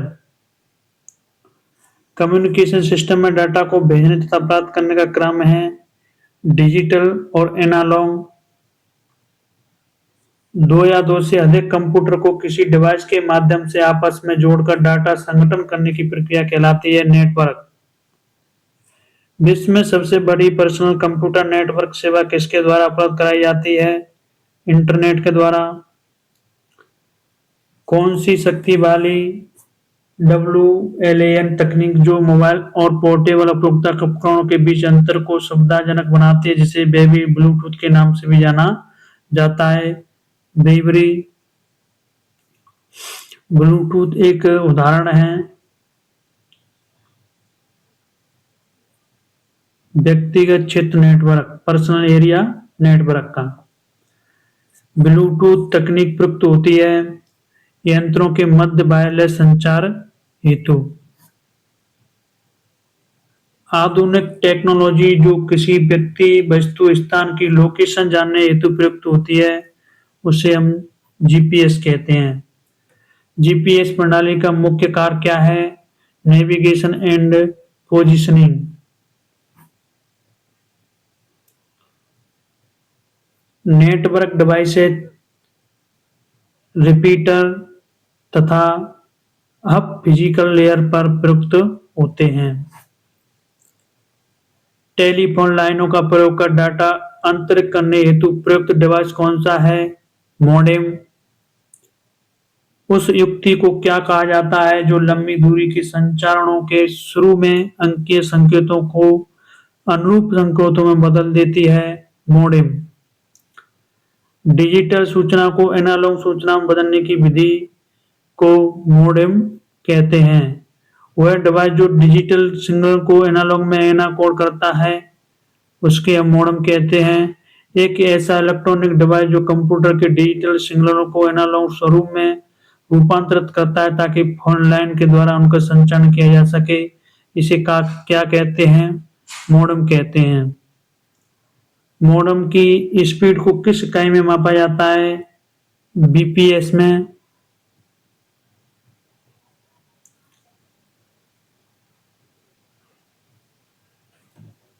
प्रेषक से ग्राहक तक डाटा का स्थानांतरण इंटरनेट पर मॉडेम से द्वारा होता है, जिसमें डाटा प्रथम अनुरूप से डिजिटल में परिवर्तित होता है।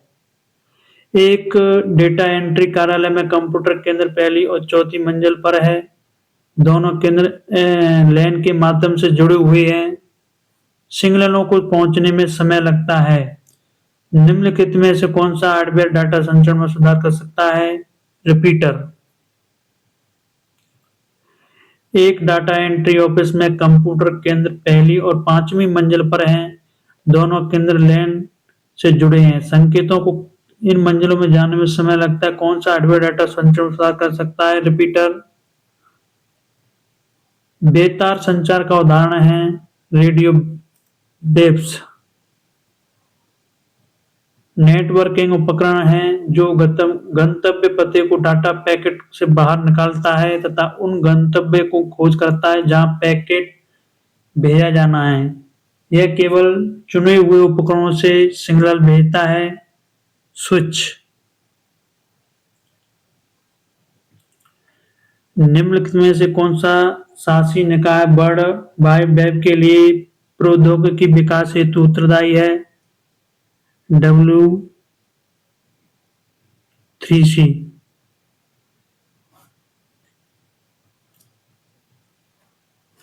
वर्ल्ड वाइड वेब के लिए मानकों को विकसित करने के लिए सदस्य संगठनों का एक अंतरराष्ट्रीय समुदाय कहलाता है W3C।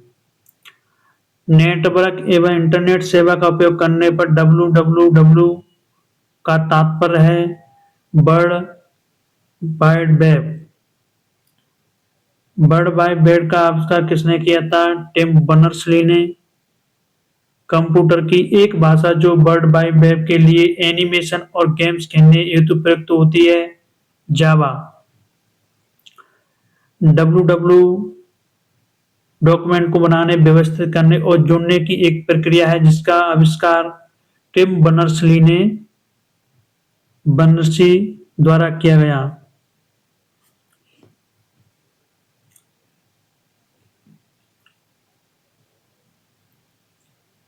www पर उपलब्ध वेबसाइट का प्रत्येक पेज कहलाता है वेब पेज। किसी संगठन, व्यक्ति, व्यापार या किसी विशेष वस्तु की संपूर्ण जानकारी सहित इंटरनेट पर दर्शित पेज कहलाता है वेब पेज। एक वेब पेज निम्नलिखित में से किसे मिलकर बना होता है? उपयुक्त सभी से, हाइपरलिंक से, ऑडियो वीडियो से, टेक्स्ट और इमेज से। किसी वेब पेज को रीलोड करने हेतु बटन दबाया जाता है रिफ्रेश का। निम्न में से कौन सा सत्य है? आप वेबसाइट को HTML से बना सकते हैं। इंटरनेट प्रौद्योगिकी में HTML का आशय है hyper text markup language.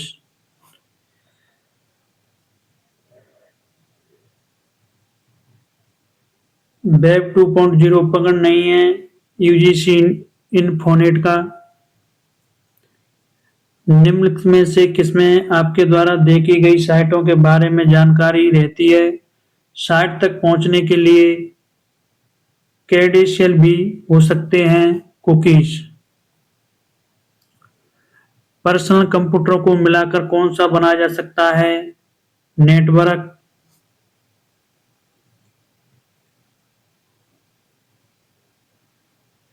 Website द्वारा किस फाइल का उपयोग सबसे अधिक किया जाता है? इंडेक्स HTML का। इंटरनेट पर उपयोगकर्ता के प्रमाणीकरण का सबसे प्रचलित तरीका है पासवर्ड का। लॉगिन नाम और पासवर्ड के सत्यापन करने की विधि को क्या कहते हैं? ऑथेंटिकेशन।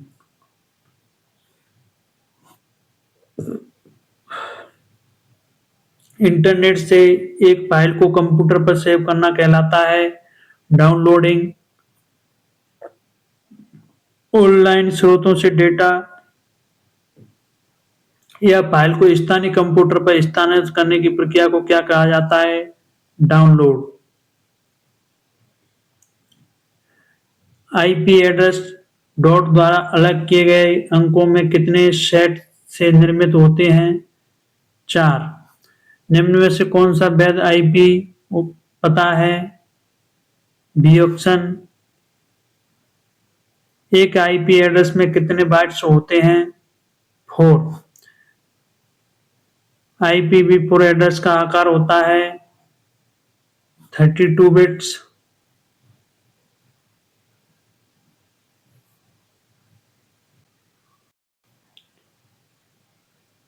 IPv6 एड्रेस का साइज होता है 128 बिट्स। निम्न में से कौन सा एक वैध IP एड्रेस नहीं है? Option C.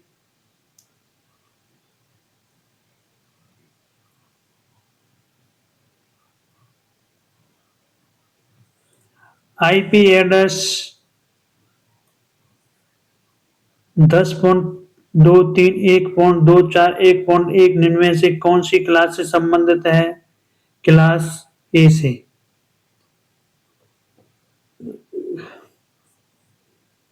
वह इंटरनेट एड्रेस जो रोजाना नहीं बदलता है कहलाता है static IP address. OSI model में कितनी परतें हैं? 7 परतें हैं। नेटवर्किंग में प्रयुक्त मॉडल OSI का फुल फॉर्म क्या है? Open system interconnection. अब देखेंगे हम डाटा सुरक्षा।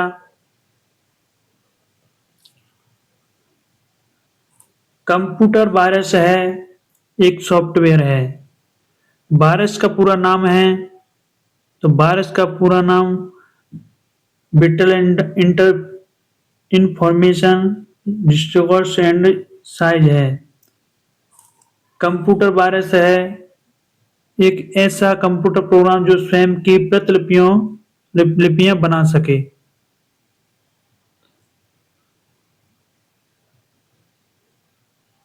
कंप्यूटर में फैलने वाला वायरस क्या है? एक कंप्यूटर प्रोग्राम है।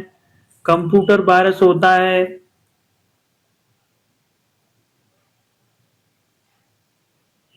एक विशेष प्रकार का कंप्यूटर प्रोग्राम।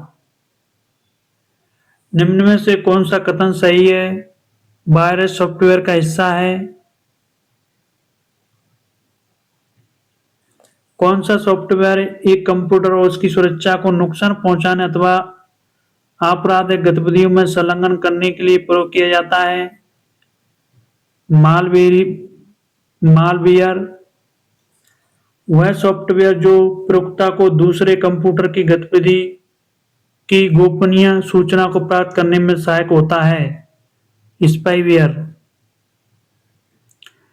एक दुर्भावनापूर्ण उद्देश्य से बनाया गया प्रोग्राम जो अपने आप में पुनरावृत्ति नहीं करता है।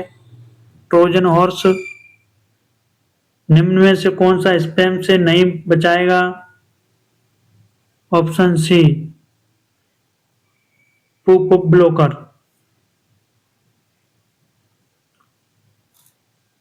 कौन सा कंप्यूटर वायरस आपके द्वारा कंप्यूटर पर किए जाने वाले प्रत्येक मूवमेंट को रिकॉर्ड करता है? कीलॉगर। प्रथम कंप्यूटर वायरस कहा गया है क्रीपर वायरस को।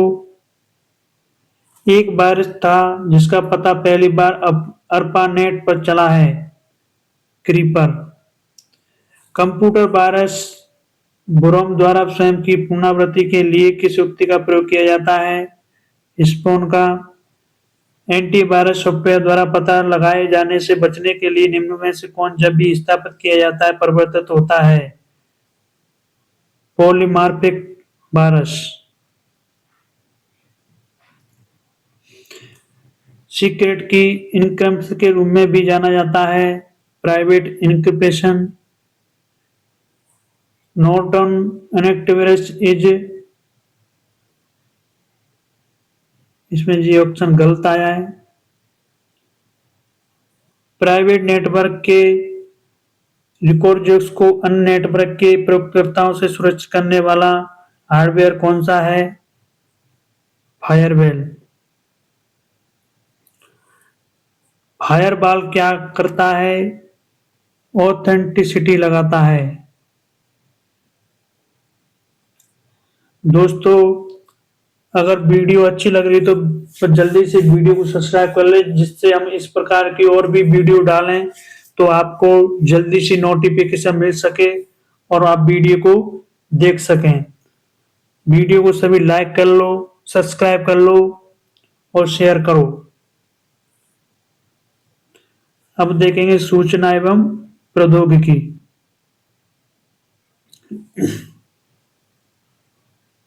Information and technology. प्रशासन में लोगों की भागीदारी सुनिश्चित करने के लिए सरकार द्वारा सूचना और संचार प्रौद्योगिकी के उपयोग को कहा जाता है ई गवर्नेंस।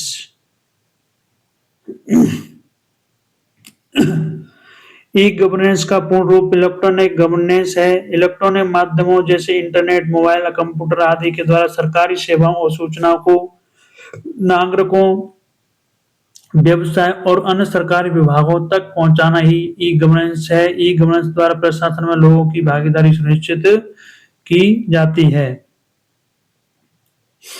ई गवर्नेंस की सेवाओं एवं सुविधाओं को चार प्रकारों में बांटा जाता है। पहला प्रकार है G2C, दूसरा है G2B, तीसरा है G2G, चौथा है G2E। कौन सा G2C सेवा का उदाहरण नहीं है? ईबेमकॉम। सूचना तकनीकी अधिनियम भारत में संशोधित किया गया है 2008। राजस्थान सरकार का ई गवर्नेंस पोर्टल राजधारा किससे संबंधित है? GIS से। ई गवर्नेंस के संदर्भ में सम्मिलित है बी ऑप्शन। भूमि अवलोकन का कंप्यूटर करना, तो जी अपना खाता। पंजीयन एवं मुद्रांक विभाग, राजकास्ट, एकीकृत की ई सेवा मंच, ई मित्र और मुख्य में स्वास्थ्य बीमा 3 नंबर। राजस्थान संपर्क पोर्टल का उपयोग किया जा सकता है शिकायत निवारण प्रणाली के रूप में। यदि कोई नागरिक राजस्थान राज्य सरकार के किसी विशेष विभाग में अपनी शिकायत दर्ज करना चाहता है तो उसे निम्नलिखित में से किस ई गवर्नेंस प्लेटफॉर्म का उपयोग करना चाहिए? राजस्थान संपर्क का। निम्नलिखित में से कौन सा ऑपरेशन राजस्थान राज्य सरकार के कर्मचारियों के लिए पे मैनेजर के माध्यम से नहीं किया जा सकता है? राज्य बीमा ऋण के लिए आवेदन करना। राजस्थान सरकार द्वारा लॉन्च किए गए वन स्टॉप सॉल्यूशन का नाम क्या है जो स्टार्टअप व वेंचर कैपिटलिस्ट के लिए है? स्टार्ट।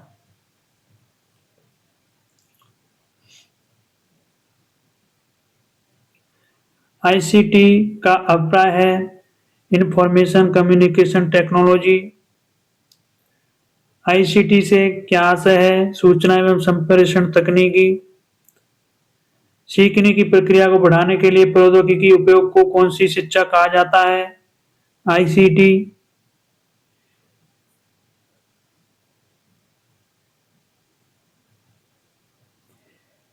निम्न में से कौन सा सूचना एवं संप्रेषण प्रौद्योगिकी उदाहरण है? ये सभी हैं ई गवर्नेंस, ई बैंकिंग और email. E governance e governance के द्वारा सरकारी सेवाओं एवं सुविधाओं को आम नागरिकों तक ऑनलाइन पहुंचाया जाता है।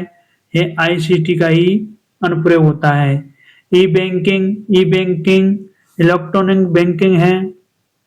बैंकिंग द्वारा बैंक का लेन देन डिजिटल होता है। यह सभी आईसीटी पर आधारित है। और ईमेल इलेक्ट्रॉनिक मेल, ईमेल द्वारा डॉक्यूमेंट संदेश एक स्थान से दूसरे स्थान पर तेजी से भेजा जाता है। यह भी सब आईसीटी का प्रयोग है। सूचना एवं संचार प्रौद्योगिकी का कार्य है उपरोक्त सभी सूचनाओं का संग्रह, सूचना का संप्रेषण, सूचनाओं का प्रोसेसिंग। कई सारे स्टेशनों को एक साथ डाटा संप्रेषण कहलाता है। Broadcast. Satellite instructional television experiment कब शुरू किया गया? 1 अगस्त 1975 को। कौन सा सूचना एवं संप्रेषण तकनीक से संबंधित नहीं है? ओएएन। सूचना एवं प्रौद्योगिकी में सम्मिलित है उपरोक्त सभी। भारत द्वारा शिक्षा हेतु समर्पित उपग्रह कौन सा है? एड्यूसेट। शिक्षा में सूचना संप्रेषण तकनीक का प्रयोग है। शिक्षण में सूचना संप्रेषण तकनीक का प्रयोग। संसाधनों की सहभागिता में सूचना संप्रेषण तकनीक का प्रयोग। शिक्षकों की व्यावसायिक प्रगति में सूचना संप्रेषण तकनीक का प्रयोग।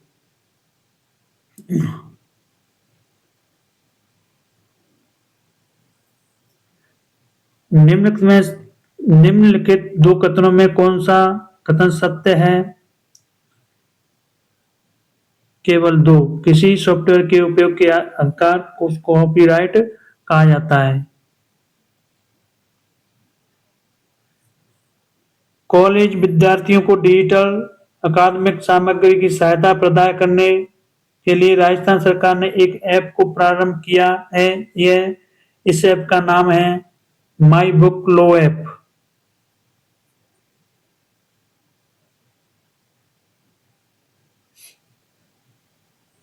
वह तकनीकी जो वीडियो एवं सीडी रोम की 3 आयामी प्रस्तुतिकरण में जोड़ती है वह है डिजिटल वीडियो अंत्यक्रिया। सीसीटीवी का पूरा क्या नाम है? Close serial translation. Video conference इसमें से किसके समान है? इसमें ये ऑप्शन गलत है।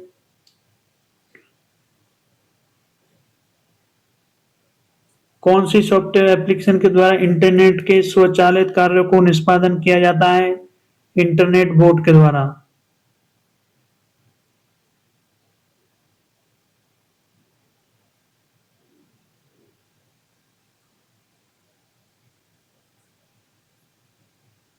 इंटरनेट बोट के द्वारा। इंटरनेट बोट या बोट एक सॉफ्टवेयर प्रोग्राम होता है जो बिना इंसान के बार बार हस्तक्षेप के इंटरनेट पर खुद ब खुद काम करता है। बोट का पूरा नाम रोबोट और इसे ऑटोमेटेड एजेंट या बस बोट भी कहा जाता है।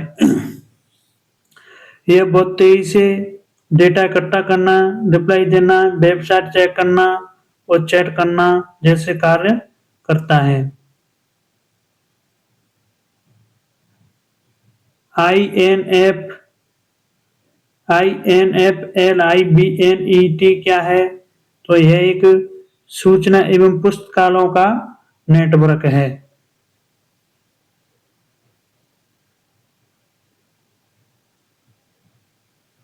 चलिए दोस्तों, तो यह वीडियो आज के यहीं पर खत्म होती है और इस वीडियो में से ज्यादा हर परीक्षा में क्वेश्चन हर बार पूछे जा रहे हैं और पूछे आगे भी जाएंगे।